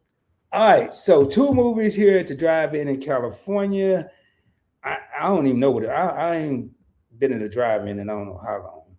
All right. So this here is huge, Tanya. What? Matter of fact, the restaurant's so slick, they got it all set up for the people. Would you be offended if someone suggested splitting the check on the first date? Nope. I know people like because they don't mind paying, but no, because I'm already going with the expectation of if I don't know you, you ain't gonna know him. I'm going Dutch. See, Dutch, that means you gonna pay, he gonna pay. No. If I don't know you and we're meeting for the first time and it's like a blind date, it's a date, you gonna pay and I'm gonna pay for mine. That's what I mean. You gonna pay for your, yeah. Okay. Yep. Sure enough. Well, it seems like it'd be some knockout, drag out fights. I mean, you go to restaurants in the DFW, the Dallas Fort Worth area, and they got that. I'm sure it's everywhere. They ain't just here. They bring that little thing out to your table. Now, they even say split the check. And you ain't seen them yet? Well, you said they bring it out to your table. Yeah, it's like a little kiosk or whatever they call them, the thing. Oh, yeah. What about it? It's already set up for people to split the checks. I remember. There you go. They be like, let the table figure it out. Everybody paying for their own, fine. Go on, get the kiosk, pay your part, turn it over to the next person, and let them pay the balance. That's okay, love. Oh, damn. Oh, okay. Keisha just came all out. She said, "No, I have never had any in a car." Okay. I remember I was giving up. What about a truck? I remember I was giving an ultimatum in a car. An ultimatum in the car? What you mean? Tanya, what kind of ultimatum though? Well, Keisha said she never had it in a car. With a woman, I was giving an ultimatum. You got to do all this here, and I was just happened to be in a car. Oh, in other words, she said that if you was gonna, the lady said that was it. I ain't have no crib. This person didn't have no crib. It was the car or nothing. Oh, well, hey, like I said, when people really want it, they find a way. Where there's a will, there's a way. Fatima say you got to learn the person. That is why conversation is important. Everybody don't like the same thing. That's right. With $20 dates, I want to talk and get in his head first. Yep. Fatima ain't no joke, man. Her and LGG want to go to Aruba, all inclusive. She said, if you want to show out, she gonna make you show out. That's right. And see, and that's another thing is this. If you lead with the money, then that's the type of woman that then the woman's gonna be like, okay, well, if you leading with your wallet, I'll spend that shit, spend that shit, spend that shit, spend that shit. If you lead in with the wallet, I have no problem spending it. Don't lead with your wallet. But you see, you get most men that want to, they want to peacock, show all the feathers and then get mad because you want some of the feathers. Well, stop showing your feathers. Show up like a normal person and then it'll be fine. But if you come in flossing with your bands or whatever, well then that's the type of person you're gonna attract. What's up, Catherine's? Catherine's in the house. What's going on, subscriber Catherine's in the house. Say hello, PBE, Tanya, and hello, chat. What's going on? Said she ain't been in no truck either. so going back to this leading with your wallet, I totally agree. I think, again, Tanya, a lot of these conversations we have is communication before you even get there. It should be, a lot of this stuff should be established, but let's be real. A lot of people lead with their wallet. So let me ask you this. Back in your early days, or maybe not so early days, do you lead with your wallet? Or did you lead with your wallet? And I'm asking, look, I'm asking you this because I've been catching up on some of the old videos. So did you lead with your wallet?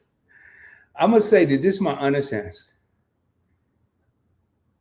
Since I've been able to afford whatever I want, whatever age that was, I get whatever I want. Whatever I'm in, if I want a steak, I'm not going to get no $300 steak because Rod's not going to eat a $300 steak by himself. There you go. So I'm not going to go and get one because I'm with someone. But if I want a steak, or I'm allergic to seafood, but if they want seafood and I can find some chicken or whatever, yeah. But leading with my wallet, I'm going to go back and say this here. I'm not going to over extend myself financially. I'm not renting no Rolls Royces when I got cars here. I'm going to pull up, I'm going to go in and whatever I want. And a lot of times when I go on a first date, Tanya, and this is not leading with the wallet, I don't even look at the receipt. Because I'm not going to go on a date and I'm not going to ask anyone on a date anywhere that I can't afford. I don't need to see the receipt. I'm going to have enough money to do that. But is that now I consider leading with your wallet. You ain't got no conversation. You have no clue and can't talk about nothing in the world. And all you really have, and really leading with your wallet might be the only money you got the rest of the month. So that's just my answer. I don't lead with my wallet, but anything I do, I can afford it. And I'm not going to do anything I can't afford. I'm not. Right. I'm not going to pretend that I could. When you saw some of them earlier videos and I was in first class, I could afford to be in first class. If I was drinking double shots of cognac on the rooftops, I could afford to do that. And then if I was at a point where I couldn't, I wasn't faking in front. It ain't tricking if you got it. It ain't. Well, I don't even what do you mean it ain't? You got me over here agreeing with your ass. But if you remember that song about what's his name? Usher, No Limit. If I got it, that black I'm going, no limit. Okay, yeah. Ain't no limit. If I ask you on a date, I ain't going to enjoy myself and expect you not to. Yeah, but you also did hear in the song he talking about no limit, give you that black card, no limit, baby. He also said, give you that ghetto D girl, no limit. I don't say so that part. there was an exchange. I'm gonna give you this card, but you also gonna get this D. So that's but let me ask this question with this whole dating thing. One thing we haven't really talked about: some people deal with equally yoked people. So what I'm calling impressive on a first date may not be impressing this person at all because they got the same thing. That's right. Exactly. They got the same amount of money, the same cars, the same whatever. So it requires some effort. Yes. And you, what happens then? You can't leave with your money then. They already got money. Hold up, man. Lynn has a question. Nope, I'm not. Hold on. Let me go back up here before I get to that. I see that dangerous question, but no, Lynn, I'm not married. When I was married, we did it everywhere. Everywhere. Just dating a long-term relationship, I was a lady. I was a lady. That's how I hear it. When I read that, that's how I hear it. I was a lady. Good night, y'all. Enjoy the conversation. Hey, thank you, Trevor. Good night, Kathy Bryant. No, I am not married. And Fatima, you said that like Sinead because I'm a lady. Oh, see? I tell you and Keisha, man, y'all be tripping me out, man. Yes, Keisha. Okay, yes. All right. Good night, Kathy and Brian. Check out the receipt in case now. I'm gonna look at it. But typically when I pay, I already have an idea, and that's one thing I didn't disclose. I already have an idea of how much coming, how much it's gonna be. I'm quick with numbers. I done figured out taxes. I already know how much I'm gonna tip. So if it's anything out the order, but LGG brings up a good point. If anybody out there that's trying to showboat or anything, you don't look at a receipt, just hand the thing to them. If you don't have an idea and they come back talking about 250 and you know it should have been 175, you may want to start questioning some stuff. And I'm just really throwing numbers. Now, if it's less than what I think, I ain't saying nothing. Me either. We just unethical. I'm just saying, do your job. Do your job. Which now, hey, this ain't on the list, but let me ask you, on a first date, what do you do if the food is not correct? The order's messed up, because a lot of people don't like to send their food back and get a second order. Why? How do you handle that one? Because they gonna mess with your food, Tanya. Well, I put it to you this way. It depends on where the hell you going. Now, if you going to people are not gonna mess up your food if you don't act like an asshole. Okay. You know, if I order a steak and I ask for it to be medium and it come well done, I am sending it back. But I'm going to say, I'm sorry, I asked for a medium, and it's well done. Can you bring me one that's medium?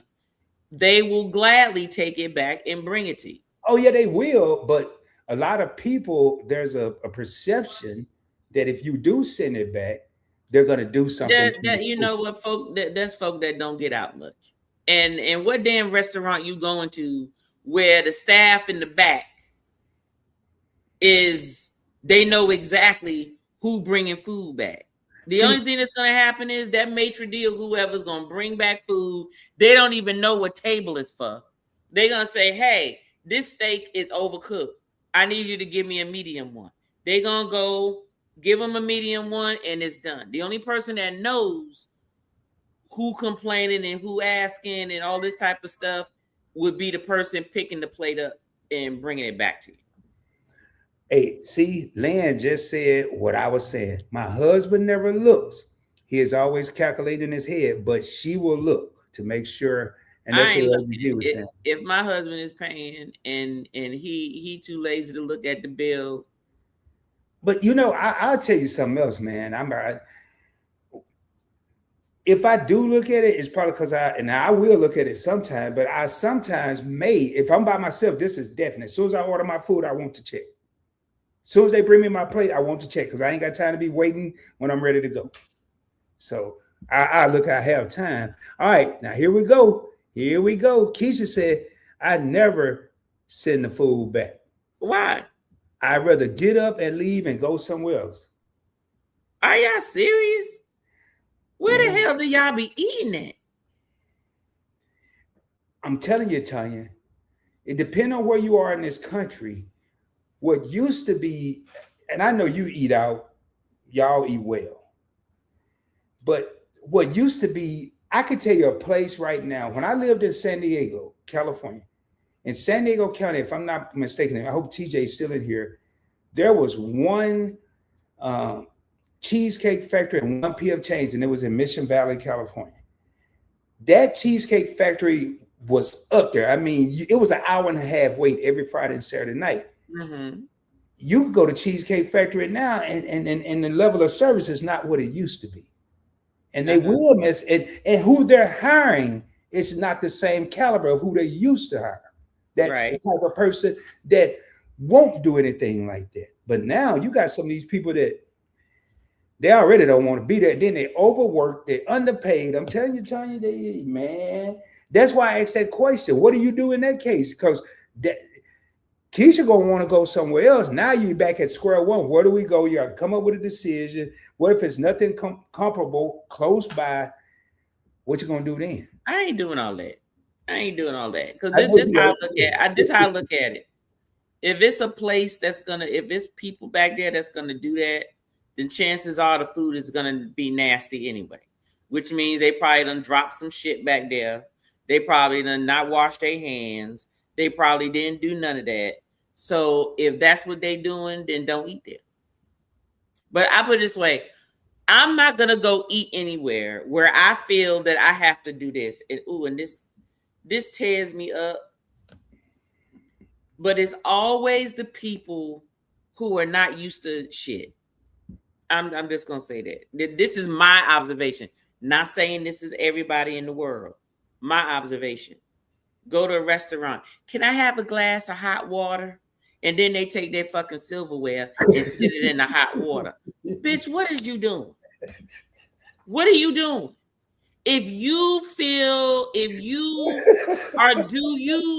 Do you only eat at places where you feel that the silverware is nasty? They be put them in the dishwasher. It ain't always clean. Then why the fuck is you out here eating? Go cook your shit at home. If you don't feel that the place is clean enough, you don't need to be eating it at all. If you got to put your silverware in a goddamn glass of hot water. But then if you go to their house nasty as hell. You understand what I'm saying? That might be tripping me out. Some people might be OCD. What'd you say? Some people might be OCD. I don't know. Okay, let me tell you, if they OCD, then their goddamn house need to be OCD too.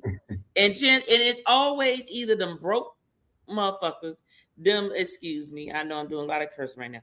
It's either them broke ones, them nasty ones, the ones that don't get out, and then they go out somewhere and all of a sudden they like, I don't want that. Give me a hot glass, please, because y'all don't be washing these right. How do you know? Where the hell you be eating it?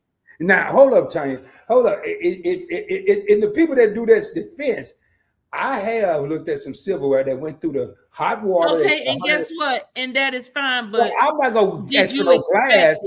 I'm just going to say, hey, this is dirty. Can you bring me another? Give me a new one. I'm going to do. Now, but I went on a date in California one time, and I promise you, this woman went in her purse and pulled out 2 sets of silverware with a napkin and all. And that's what we ate with. I said, what the hell is this? And I was younger too, man. So that really didn't make no sense. And I had just came from Arkansas. I said, man, well, y'all do things a little different here in California. See? So, I mean, but you know what, man? I have learned what you and I won't do. There's a whole lot of people that will and vice versa. But I hear you. It's usually on Sundays too when they want a glass of hot water. Yeah, a daggone glass of hot water to put. I'm like, so you just gonna wash the dishes at the you ready for this? Your co-pilot over here. You ready? I'm talking. Your co-pilot say she do that. She want the glass of hot water. No, Keisha. Then why eat there? Why eat there if you feel you got to wash the silverware?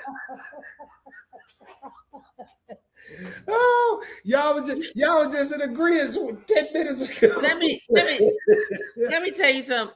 Because like I said, I know some folk that as soon as they sit down, they ain't even look at the silverware. Can I get a glass of hot water, please? And then they put the goddamn silverware in there, and I'm like, Why you just ain't stay your ass at home then? Like, Okay. what make you think that I'm gonna eat somewhere where I got to wash the goddamn silverware? Well, hold up. See, Keisha got a halfway good excuse, but that's why I won't be watching this stuff. But she letting us know that she voice texted. So y'all, I'm because I can't remember everything was said. She watched some crime shows where the silverware was supposed to be clean, and they had everybody DNA on it. Keisha, quit watching them TV shows, man. You know what? Yes, Keisha, stop watching them shows, boo. Stop watching them shows. Okay, Fatima Saab politely asked for my money back. Bring up another good point on messed up food orders a few times. I'm not going back and forth. Yeah, with no. people. Now, okay. Right. I'm only sending it back once. If it come back again, not done, I'm just gonna be like, never mind. Okay, let me propose something else, saying we still got.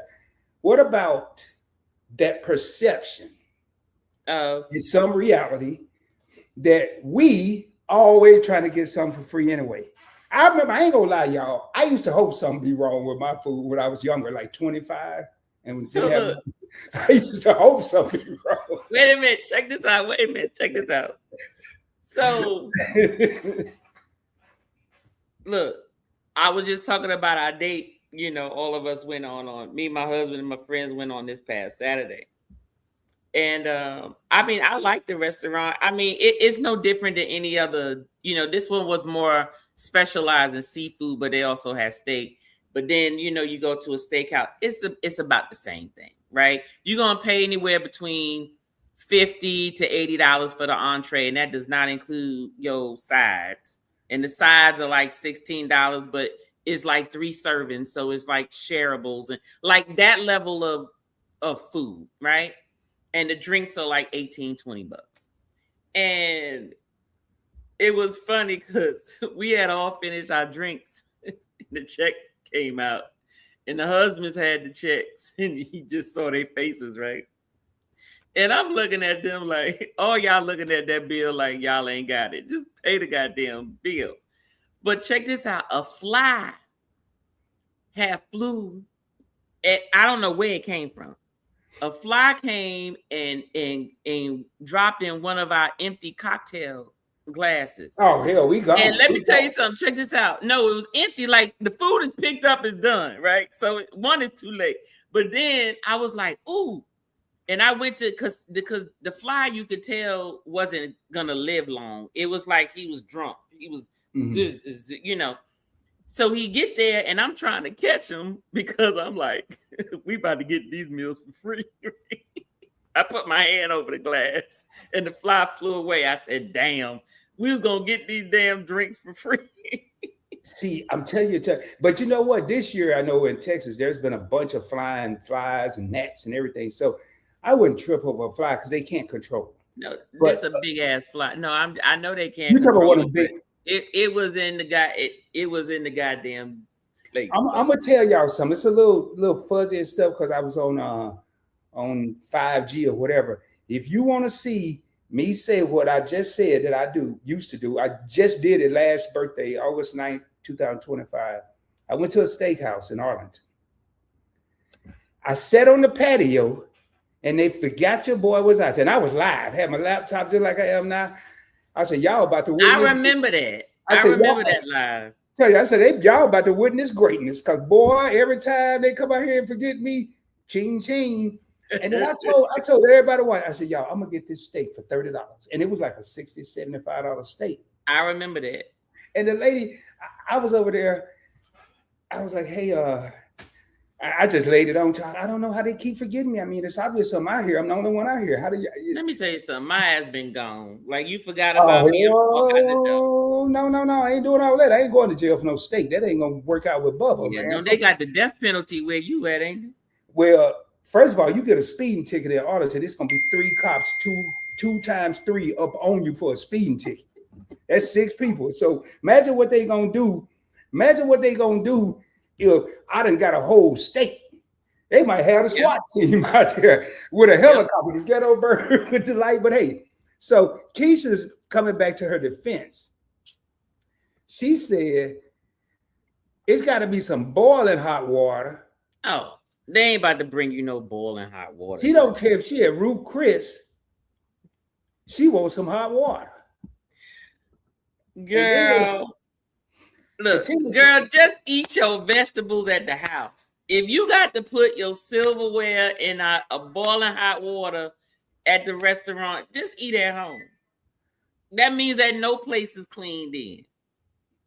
But now. Well, you know what? Or bring your own. Now you said when you go to dinner, it's a chance to get to know the other person, or you might take them to a certain place.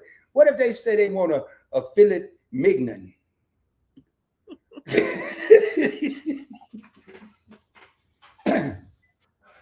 I ain't gonna say nothing, but I'm gonna be thinking we at the wrong damn place. No, well, let me tell you something. First, I'm going to assume that you are joking first. Okay. Because no, what I'm saying is the movie. That's why we're all laughing. We know that came from a movie Charlie Murphy said, some filet mignon and some escargots. You remember him saying that in that movie? I forgot the name. Yeah, I remember. But I've seen other shows. I ain't never seen him in real life, thank goodness. I mean, but now my question is, do you mean for real? Like they really I've heard that it really happened, but I can't. Maybe they just never been taught how to pronounce it. I'm not. Well, let me tell you something. And a lot of times that is true. You read it the way. Excuse me. You read it the way it sounds, or what it looks like to you. I put it to you this way. If anybody wants to admit it in the chat, if you're familiar with the Greek little folded up pita that's called a euro, how many people thought that the proper saying was a gyro? Well, I'm going to raise my hand. I'm going to raise my hand because my whole entire life living in New York, and no one ever corrected me or anybody else I knew that that gyro, that Greek sandwich, we call, give me a gyro with some fries, and they just give you your stuff. No one said it was a euro. I didn't know it was a daggone euro until I moved down to daggone Georgia and ate at an actual Mediterranean restaurant and asked for one. And he said, "You want a what?" I said, "Give me a gyro." And he said, "I don't know what you're talking about." So I showed it to him and he started laughing. He said, "A euro. Ma'am, that is not how we say it in our country. It's a euro." I was like, "I've been saying it like this for 23 years, sir. I apologize." Tell you. Thank you for correcting me. And ever since then, I've been saying the correct thing. How many times have you teased me about where I grew up in Arkansas? Imagine me going where I tease you all the time, Arkansas. Yeah. Imagine me leaving Arkansas and going to California, and we didn't have no gyros or no euros where I live. We had so. First time I saw the Euro place or the Greek place, whatever, and they had the lamb and the chicken, and it was just spinning. I said, "Man, I don't even know what that is. What is that?" It's so good. It's lamb. It's lamb. Yeah, I had some, but it's lamb, and they put all that what's that tiki sauce? I guess they call it they version of they mustard or ranch or whatever the hell you call it, with some cucumbers and some vegetables and onions. Man, listen, I'm hungry now. So Keisha said she hate when they put well, Keisha, who is everybody? You talking about on the date or just a whole group of people? She's probably talking about that. And then they be acting like they don't know what they order. Oh, okay. I'm with you on that. Now let me tell you this. Yeah, you better not go with me, because I'm gonna let you know what you order. I know what everybody order. So let me tell you this. That's why it's important to know where you're going to eat, because not all places will split the bill. They're gonna give you one bill and y'all figure it out. If y'all wanna pile up, if it's 8 of y'all and y'all want to put 8 credit cards or whatever on top of the check, they will split it 8 ways if that's what you want, or you gotta, whatever, but they are not splitting checks. Those type of places, I do not go with people who I don't trust. meaning trust with my money. Because places like that, most of the time, you got to trust that, okay, I'm going to put all of this on my card. I'm going to pay for it. And then y'all going to Zelle me what you owe me. And that's when people start forgetting, like, well, no, I didn't get this. I got that and stuff. Just like Keisha said, they don't know what they ordered. Oh, you know what the hell you ordered. You know, so yeah, I don't do those places with people that I don't trust. See, I don't like that either, but that's why I tell them earlier, hey, this is all separate. I don't care. This separate. I ain't talking no date. I'm talking a group of people. Hey, that make sure you got ours right. All these other people here, I ain't got nothing to do with it. Hey, you know what they'll tell you? I just thought of something. When I was younger, man, and not so financially blessed, man, don't y'all be tripping. I ain't talking about now, but back in the day, I used to cringe when all I had calculated was dinner. And that waitress or waiter always had that terrible question. Would you like some appetizer? I'd be like, please don't want no appetizer. You said no? Hell, I only had money for the dinner. Tanya, I ain't have money for no appetizer, dessert. And I say, quick, what would you like to drink? Ice water. Free ass ice water. Right. Or you could just tell them, I don't want an appetizer.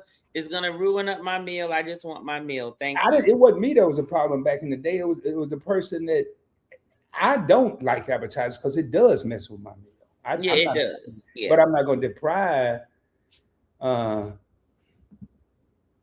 up. Keisha said she prefer to eat at home anyway. She don't even want to go out. You said she don't want to go out. That's what she said. She prefer to eat at home anyway. Hey, thank you, Lynn. I saw that belated birthday. Lynn said, I don't know what that was about. Lynn said she's a Leo too. Yeah. Oh, really? When your birthday? My grandson's birthday was yesterday. Lynn said whoever that was didn't pass the test. I don't even remember what happened, man. My husband would cover the entire bill. He would never ask for it to be split. He ain't gonna try to get his money back or nothing. Let me tell you something. That works. That works. It depends on who you going with. Because let me tell you something. Because my husband will do that, and I'd be like, "Oh no, not every goddamn time." Why? Why they do that? That's he in a good goddamn mood, and he got it, and he'll do it, and I'm like, that's fine, but not every time. Hey, you're not gonna do it every time. Now I see what Keisha's lad coming and said when we go and eat land for a party of 10. That's what I'm saying. You let me be stuck with a bill for a party of 10 at a goddamn steakhouse when the average bill is about $150, $200 per person. You do that goddamn math. I don't think so. You know, the first time I went to a restaurant that was a la carte, I was in a state of shock. I thought I was going to get CPR. Well, that's one of the steakhouses that I'm saying. And I mean, I'll go and I'll eat at places. I used to go to Sizzler. But the thing is, let me tell you something. Most of the time, people get more than what they need anyway. If you go to the a la carte restaurants, most of the time the entree is big enough just for you. But those sides and appetizers are always big enough for 3 people. Yeah. So, but then if you get everybody ordering their own sides, I'm like, you can share the damn sides. Who want mashed potatoes? It's 6 of us. Who's eating mashed potatoes? You get 3 servings on one side. If 3 of us want mashed potatoes, then we just getting 1 mashed potatoes. And somebody else might want mac and cheese. Somebody else want shrimp mac and cheese or whatever you call it with sauce. They want some asparagus or they want some spinach and potatoes or whatever the case is. Well, when I first went to an a la carte place, we talking about many moons ago, probably in the 90s, early 90s. I was used to going to places where all the food came with the meal. You got some meat, 2 sides, some green beans and potato. Boy, when I heard a la carte, I asked the waiter, man, it was obviously I embarrassed who I was. I said, what the hell is some a la carte, man? He was like, oh, everything's separate. I said, What kind of place we at? This don't come together. And man, when I saw those prices, well, that's why they don't put it together. Because if they did, I didn't care about no 3 people or 6 people. It was only 2 people, so I didn't care about all that, you know. But all right, hey, Tar said I'm only paying my portion with what you and Keisha were talking about. See you in court. Mm-hmm. Hey, what's up, Timmy? Thank you for being here, man. But Hey, I'm Timmy. doing good. How you doing? Keisha over here laughing again. Yeah. If we invite, we cover it. We're not ever going to be group dating like that. Gotcha. Mm-hmm. Yeah, you know, I think it's good to have friends. Say if you're an American. Well, if everybody is agreeing to go out, that's not an invite. Yeah, but I think what Lynn is saying, if we invite, we cover it. Oh, of course. Well, that goes back to if I invite you out, I'm paying. Hey, I'm like Keisha.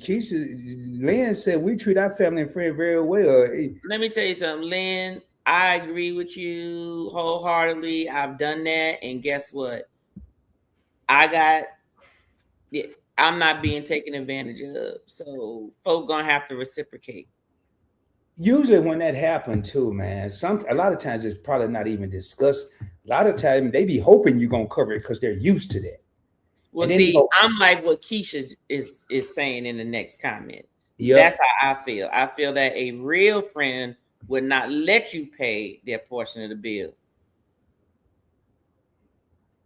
And exactly. You know, I agree, Keisha. I agree 100%. And 2 good friends gonna already have that understanding. 2 male friends, female friends. I have a friend out here. We go to a spot. He's like, "Hey, man, it's on me," and I was like, "All right, cool." And next time, I know the next time it's gonna be on me. I'm not gonna get amnesia. And I am doing great. Just working on a race car. Okay, cool. Okay, working on a race car. Then what kind of race car? Timmy always working on a race car. He got a couple of them. Timmy, what you got? He does everything. Yep, I hear you. All right.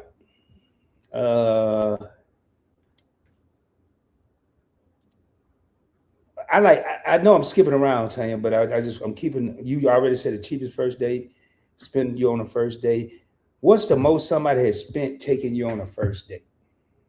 What's the most? I think that's maybe not. $200. I don't think I ever let anybody buy me nothing on a first date, so I couldn't answer that. I mean, I have.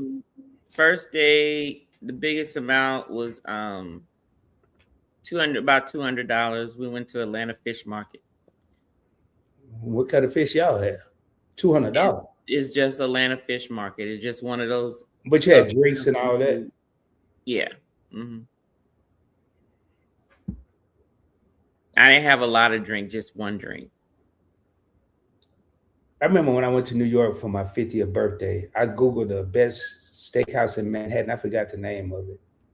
I was shocked at the prices of the food in New York. To me, it was cheaper than Texas.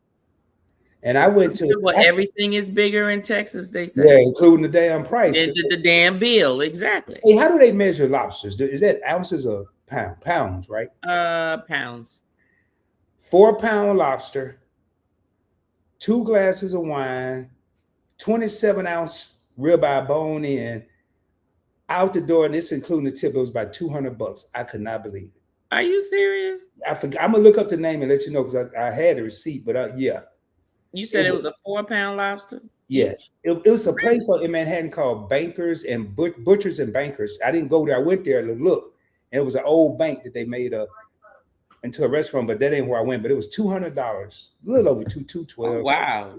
I couldn't believe it. I was like, man, I don't know how it happened, but all right. So, does dating after 50 change what you're looking for on a first date? Of course, but that's going to be a whole nother conversation. Not tonight. Not tonight. All right, I kind of figured that. Which one matters more? Let me know if we need to skip them or keep going. Which one matters more? How much they spend or how much thought they put into the date? This should be a giveaway for Keisha because Keisha has talked about this on several of lives that we've collaborated on. I never thought about that until Keisha said it in one. I think we were in the classroom that the thought, like a picnic, and hell, I'd probably rather go to the steakhouse because you got to put a lot of work into the picnic. In a picnic, I'm sorry, I don't like bugs, and I'm not. No, I'm not. I've just never been.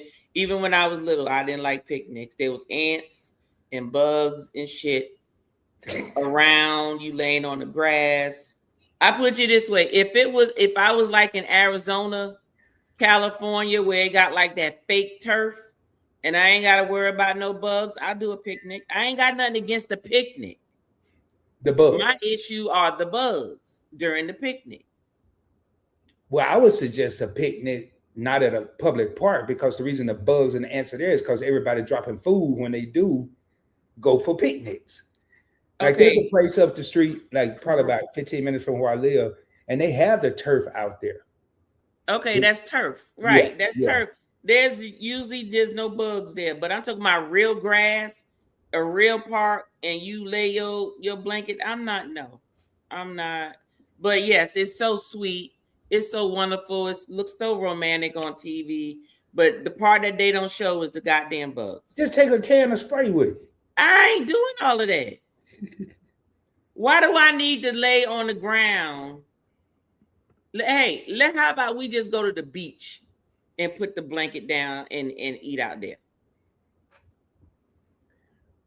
Yeah. Now, the only way I would want to do it on a beach, maybe a sunrise breakfast or a sunset dinner. I wouldn't want no middle of the day picnic. I want something romantic, because I'm thinking of beaches. Like when I went to whatever Half Moon Cay, man, it was so hot out there. I was on a palm tree, hugging a palm tree, just trying to find some shade, and it wasn't working. So so what is the thought? The thought. Oh, okay. Everybody's saying the thought. It's the thought. Yeah, it's the thought. Lynn like the food in New York. Fatima said a thought. Same the thought. Keisha said, damn, they tell your parks got picnic tables. They do. And guess what? If it's a picnic table and up under my feet is cement, I surely would. Sure. But my feet are not going to be in no grass. It seemed like the most romantic dates you see that are picnics don't be on the table, though. They usually be in the grass. And that's what I'm saying. Let me tell you something. But where do we see that? It's all fine and dandy, but you know what? I done been there, done that, and it's over goddamn rated. People look at TV and they be like, oh, it's so romantic. It's overrated. Let's go to a restaurant. Let's go sit on your patio in the back of your house. Let me ask you this here. I think you already answered, but does it have to be food involved on this date? I don't care if it's a corn dog, a sit-down dinner, a picnic. Why can't we just not have no damn food? Because seriously, like really. Can I have a snack? Ice cream cone. Yeah, get you a Snicker and a Slurpee. There you go. That's right, a snack. I said a snack. No, because you ain't gonna have me feeling guilty over here eating it. Just see, a snack. But a snack is a snack with folks. If you going out on a date with somebody and they want something, that's just what they want. If you look at any time of the day, that's what it is. Because look, my husband will tell anybody, it don't matter when we go out the house, it is $99. He always say, he be joking, it don't be $99. But what he trying to say is every time we go out, I got to eat. Well, I'm gonna eat something. That's where I'm with Timmy, man. I'm with Timmy. Do you always have to eat when we leave the house? Damn. Yes, but guess what? He don't have to always pay for it either. But we're back to this first date thing though, because now being married, that's different, and Timmy probably right, because it ain't gonna just be something to eat. You're gonna see something else, you're gonna want something else, you're gonna see something else, you got to get something for event yours. And it ain't $199. Well, then you got to schedule the date appropriately. We going at night when all the stores are closed. No, because then that to me is a damn booty call. Nope. Not You're right. going out on a date late at night. Nope. That's why I have a lot of friends that are females, because I don't be thinking, yeah, Cedric, I was hooked. I mean, I would, y'all, if you ever see any thumbnail and got me with a towel over my head and some shades, I was in Half Moon Kate. I was barely making it, tell you. Barely making it. It was so damn hot out there, man. The thought to me shows that he listened to me. Right. It's the thought that counts. 14 real homies in the crib. You are rocking with your boy Rod from Point Blank Experience and my sister Tanya, also known as T from T&T Connect. She got it in the parentheses. Hit that subscribe button, hit the like button. We are going to be getting out of here shortly. And Tanya, I think we can do this one tonight. This is a quick one. Mm-hmm. People in the comments, would you rather do brunch? Sounds expensive. Coffee? Happy hour? Dinner? Or an activity for a first date? We already know your ass got to eat, so activity ain't gonna work. We can do the activity. Just know all I'm doing is working up an appetite. So, have you ever noticed that the places got activities and food together? That food be super high. Well, you know what it is. It do, and then it be like finger food. It be some junk. I never forget. I took my daughter for her 21st birthday. She wanted her and her friends to go to this new place, not too far from here, is up in Paces Ferry, and it's a place where they got all the arcade games and activities and miniature golf, like everything. It's just a place where you just play. And she brought, I think it was 8 of them. That included my daughter, so it was like 7 of them. And we figured, oh yeah, we'll buy them food, blah, blah, blah, get them their cards and stuff for the arcade. That food that they had were like finger foods. And for each person that was there, so whatever they gave you like 8 of them. Right? So let's just say it was a taco, right? Mm-hmm. And it was 8 people. They got 8 tacos, 1 each. So you had to order multiple things in order for it to be a meal. That goddamn bill came up to 800 and so almost $1,000 goddamn dollars. I looked at that bill and was like, honey.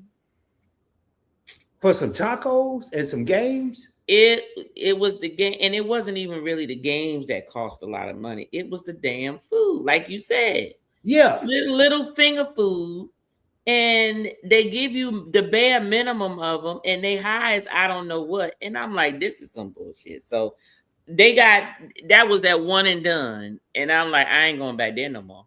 Well, I tell you what, when I go to places and I know they give me like them places that don't give you no good food and it's real high, I'm gonna get about $30 worth of ketchup, a whole roll of napkins, paper. I mean, I'm really not, but it's all a trap, man. It's all a trap. Now, I gotta go back up here.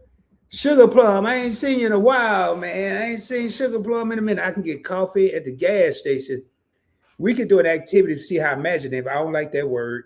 Fun or competitive you are. That's just, I ain't bungee jumping. I ain't skydiving. I ain't jet skiing. Hell, I might need to go to the restaurant. But what about you, Tanya? Have you? What do you think about the man? Like, that's a good question. What's the most? What's the word? I mean, I'm sitting here and I'm telling y'all stuff, but that's just because of me and this age that I'm in right now, and I'm not dating. I can say this because these are the things that I put my husband through. But if someone asked me whether it was coffee, brunch, dinner, or activity, I probably would prefer an activity. I would like a fun activity. Like I would do like an amusement park. I love amusement park. I would do an amusement park. You ride roller coasters? Yep, roller coasters. And I made, just like I used to have my husband go win me a bear that I that I don't even care about, but I just want him to go win it. I got to tell you, depending on how much time it wasn't even a date, but I went to Big Bear in California. That was a disaster. I don't like roller coasters. None of that. Even when you were younger? We ain't had no roller coasters while I lived in Arkansas. You had to go to Hot Springs to go to the only national park. I mean, the only amusement park I remember. You just missed out on everything. Man, I'm gonna tell you if we had time about that when I went to Big Bear, it was crazy. So Keisha said you get the best of both worlds, and that's true. Activity with food, coffee for LGG, coffee, Dave and Buster's. Dave and Buster's, yep. Okay, there we go. Now Dave and Buster's just be too loud. I want to play some Miss Pac-Man. What you mean it's too loud? The game. You got your age showing again. All right, I'll go, but I mean, it's fun. It's fun now. But Tanya, it's just loud and it's expensive. No, it's not. You don't think so? I ain't talking about no $300, but all right, hold up. Everybody want to go to Dave and Buster's. Y'all please go, because I think I got some stock in them. Y'all should go tomorrow. Go this weekend. Everybody go. All right, so my age along with dating experience, I'm tired of eating on first date. See, that's what I was saying right there. Let's go for midday coffee tea. I gotta talk. I need to know what's going on in his head. That's the second time for Tim to mention in his head. We could eat. Wow, another time. Okay. I ain't messing with them state fairs. They expensive too. And you don't know if the damn thing gonna stand up or not. Well, and then you got the little drunk winos operating the damn equipment. I can't speak for the other states, but the Texas State Fair is off the chain. First of all, they got fried everything. I don't care about all that, but you got the Texas. Now that food off the chain now. Now I'll go for them food, the snacks and the stuff like that. You got Texas Oklahoma game that's played in the Cotton Bowl, and then you have the HBCU Grambling versus Prairie View every year during the State Fair and the Battle of the Bands. So it's actually worth it here. Okay. I don't know about the machines falling apart, but well, Tanya, let me see. I think we had a good discussion tonight. Yeah, I don't know. I mean, we answered that. I think we know that. The impress you or introduce you. Mm-hmm.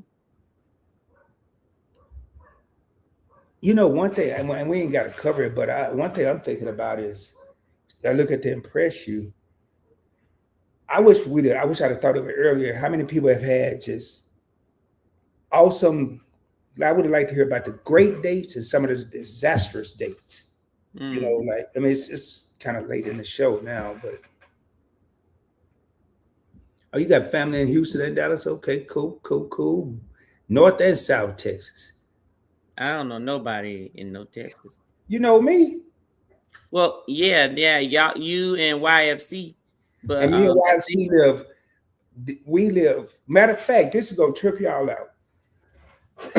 The first time I met your favorite couple in person, we had talked for several times. We lived 25 minutes away from each other. And he said, hey, man, he called me, he said, yeah, me and Kiki ready to be in your area. We're going to Dave and Buster's. It was a Saturday. I said, oh, okay, cool, man. Hope y'all have fun. I said, you know what? I'm going to go over here and surprise him. He sent me a picture. I know what he's wearing. I don't really have to look for him. I went in there and I snuck up behind Shelton and firmly put my hand on his shoulder, and I'm lucky I didn't get knocked out. He turned around real slow, and man, he had just started YouTube when this happened, but I actually met Shelton and Keith at Dave and Buster's for the first time. So you popped up on them. I'm one of the few people that popped up on YFC. Look, I'm waiting for a time where I can pop up on them so I can say I popped up on. He was, matter of fact, he screamed over all them loud ass machines to Keith, hey, it's PBT. And I got pictures in my phone. I probably never show them because it was back in the day when I had the look. With the antennas all over the place? I had the I don't know what they were, twisty, spongy things. Lord have mercy. That was just my YouTube look, tell you. And my barber wouldn't cut my hair. Sometimes I wore the fro. Hey man, that's what YouTube was just out there. What it look like now? Because you wear a cap on your head all the time. Is it bald? No, it's low. You don't see all this hair? I need to get. I don't see nothing. I just see a cap. You don't see, well, hell, I need to get a haircut. I ain't taking it out right now. Oh.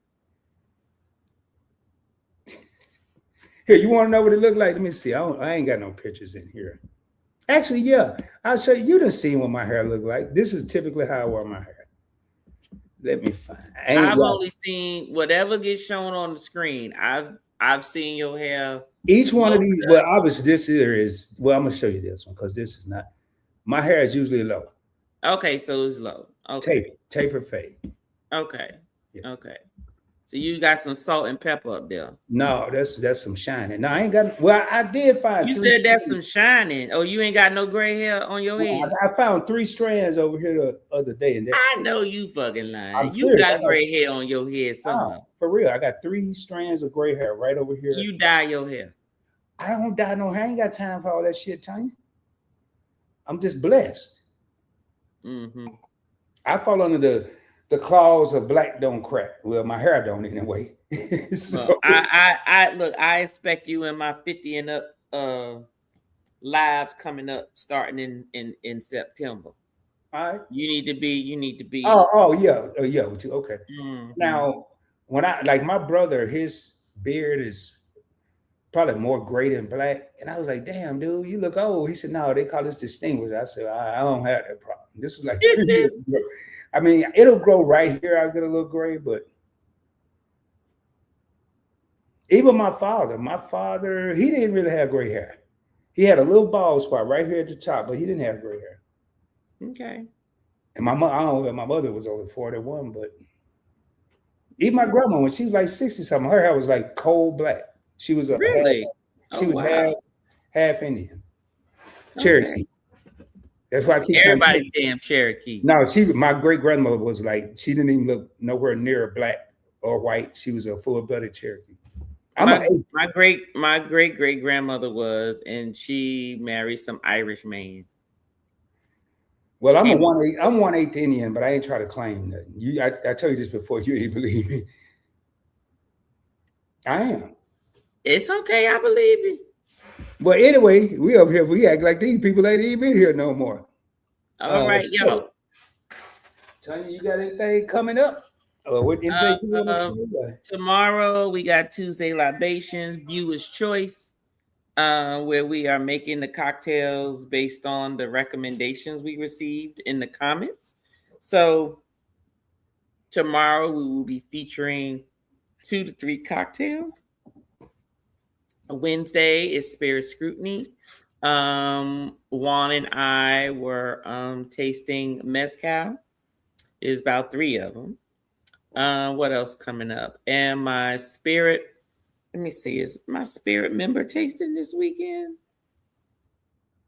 Yep, my spirit member tasting is this Saturday. So I also have 2 openings on my Eventure side for the spirit member tasting. If you like to taste new releases, trying to expand your palate, my membership for the tastings, the virtual tastings, I have 1 slot open. So if you're interested, go on, head over to Eventure the Spirits, click on Patreon and sign up. I just got 1 spot left. That's it. Well, I tell you what, I'm gonna say my closing remarks for this show, and then I'll say whatever I got coming up. But when I come on this show, I like to have fun. I like to joke. But in all seriousness, when it comes to first dates, second dates, it's really a lot to stomach now because it is so fictitious. The reality of it, are we really trying to get to know someone? Or are we trying to get to know about someone? Are we trying to get to know them or about them? What do they have? Where do they work? Those things are important, but does money, career, and all that, how much you got in the bank, does that need to be discussed on the first date? Do you need to lead with your wallet? No, because what you're doing is painting a fake picture. That's when right. you do that. And I said an hour, 2 hours ago, I'm not going to go anywhere I can't afford. If I can't afford to go a fourth time, I'm not going a first time. Unless it's got to be something super duper like my birthday or something. But I think a lot of time, or Tanya and I have had discussions on different other topics. We did the brokies on the cruises. I'm not going to go on a first date that's off the chain and I can't pay my light bill 2 weeks later. That's right. I'm not doing that. So while I like to have fun and bring light into some of these things, this was a hell of a topic. I'll be the first one to admit. Tanya came up with it. I had one, and this one I thought was better. I knew it was better. And a lot of these things, I don't think everybody's thinking about. And then a lot of people have been married for so long or in long relationships that this stuff has changed, y'all. Mm-hmm. It like LGG said earlier, she said, this is blowing my mind. So it's just something to think about. First dates, a lot of the questions that I didn't even go over. I mean, $10, you could have a hell of a time with $10 if you're there to enjoy the person and get to know them. Yeah. You can have a whack time for $500 if you ain't there. You can't. Look, that's right. Exactly. You're exactly right. So I think money, time of the day, I would rather go early in case I'm really feeling this person and I want to do something else. If I'm not trying to smash, and I'm about to get real right now, if I'm not trying to smash, we go to dinner at 8 o'clock or 9 o'clock or whatever it is. When that's over, it's time to go home. But if I go early enough, I'm still not trying to smash. We can go have dinner. We can do something fun. I get to spend 6 hours if I'm enjoying the person instead of 2 hours. Yeah. So, I mean, a lot of people don't look at all this stuff. And I don't have all the answers. I don't pretend to, but I think I've lived long enough and made enough mistakes to have a little bit of sense at 57 years old. But I wonder about some people my age group. So with that being said, on Points Blank Experience, man, I dropped it like it was hot today and I wasn't in no strip club. So I dropped a lot of content today. I dropped a song on PBE. I dropped a song on Soulful Southern Sounds. I had a live last night. I had the live with Tanya tonight, and going from now to the rest of the week, there will be an investment video every day on Investment Raw with a live stream coming up as well. If you're a content creator, you know the requirements that have been put out there, and I hate to lose. So we are going to be ramping up production at all the Points Blank channels. I got to maintain the PBE, the Points Blank Experience, and the music, but the investing channel is going to be ramped up quite a bit. Okay. Tanya is very, very, very close to 1,000 subscribers, man. If y'all coming in here and y'all are laughing or getting a place where you can voice your opinion and not be judged, please go over and check out Event Yours. It's more than just live and direct, not Event Yours, TNT Connect. Check out Event Yours too. Timmy has a show with the Veterans Active Duty Bar. I'm a veteran. I've been on the show. I try to catch it if I'm not out and about. Let's support one another. And by all this support we've been talking about as content creators about to come to light now, because there's a lot of people that need help and gonna need help with these watch hour requirements. So other than that, man, just have your notifications on. Schedule. I'm still working on a schedule with all the productions. I know Tanya has it down, but with the shift in these monetization requirements, I may have to shift as well. So just have your notifications on. Have your little bell set to off. You keep it on personalized, you may not ever see either one of us unless you look up in your feed. With that, being said, Tell you, I'm gonna go out with the regular song. I didn't like that song we came in on. It was all right, but okay. Yeah, well, we can go out with the old one. Yeah, we are. Yeah, luckily I ain't deleted. So, hey, thank everybody that came in and commented tonight. Thanks to all the people that came in and voiced their opinions. I do apologize again for the little person we had in here that was being a little outrageous, but I'm not going to let anybody disrespect any woman in any of these live streams, especially one of my co-hosts. It's not going to happen. So with that being said, man, Let me cue this thing up. You got anything else, T? No, that is it. See y'all on the next one. Hey, what they got to live? What kind of life, Tanya? Live your best life. And don't be trash. And as always, shoot for the moon. If you don't make it, you'll be amongst the stars. Again, it was a pleasure. Much love, y'all. We're going to get up out of here. Yeah. Yeah. His eyes on finances. Her hands control the pause. Counted by the minute. Then we walk through the doors. Serious topics. Stop provoking. His thoughts, her thoughts. We keep it potent. Lots of fun, no drama. Every episode is smashed. They try to play it light, but we bring the truth of class. Rod and Tanya. Live and direct. Speak it plain. Earn that respect. Don't come soft. Don't come fake. When we step in, the room don't break. Points blank, event yours. Points blank, event yours. They don't enter rooms. They kick down doors. Are they ballin'? Are they paid? Let us see those checks. Forget the power and the money. We come in respect. Yeah. He brings the pressure. She brings the proof. Clean little debate with a big picture truth. We got opinions. We got receipts. Laugh through the headlines. Then we hit the streets. Timmy talk slick. Y'all know that's trash. We cut through the noise. And we move too fast. Rod and Tanya. Live and direct. Speak it plain. Earn that respect. Don't come soft. Don't come fake. When we step in, the room don't break. Points blank, event yours. Points blank, event yours. They don't enter rooms. They kick down doors. Are they ballin'? Are they paid? Let us see those checks. Forget the power and the money. We command respect. Yeah, no small talk. No small. No fake shine. Real conversation. Every single time. Laugh a little. Think a lot. Say it with your chest. That's the shot. That's the shot.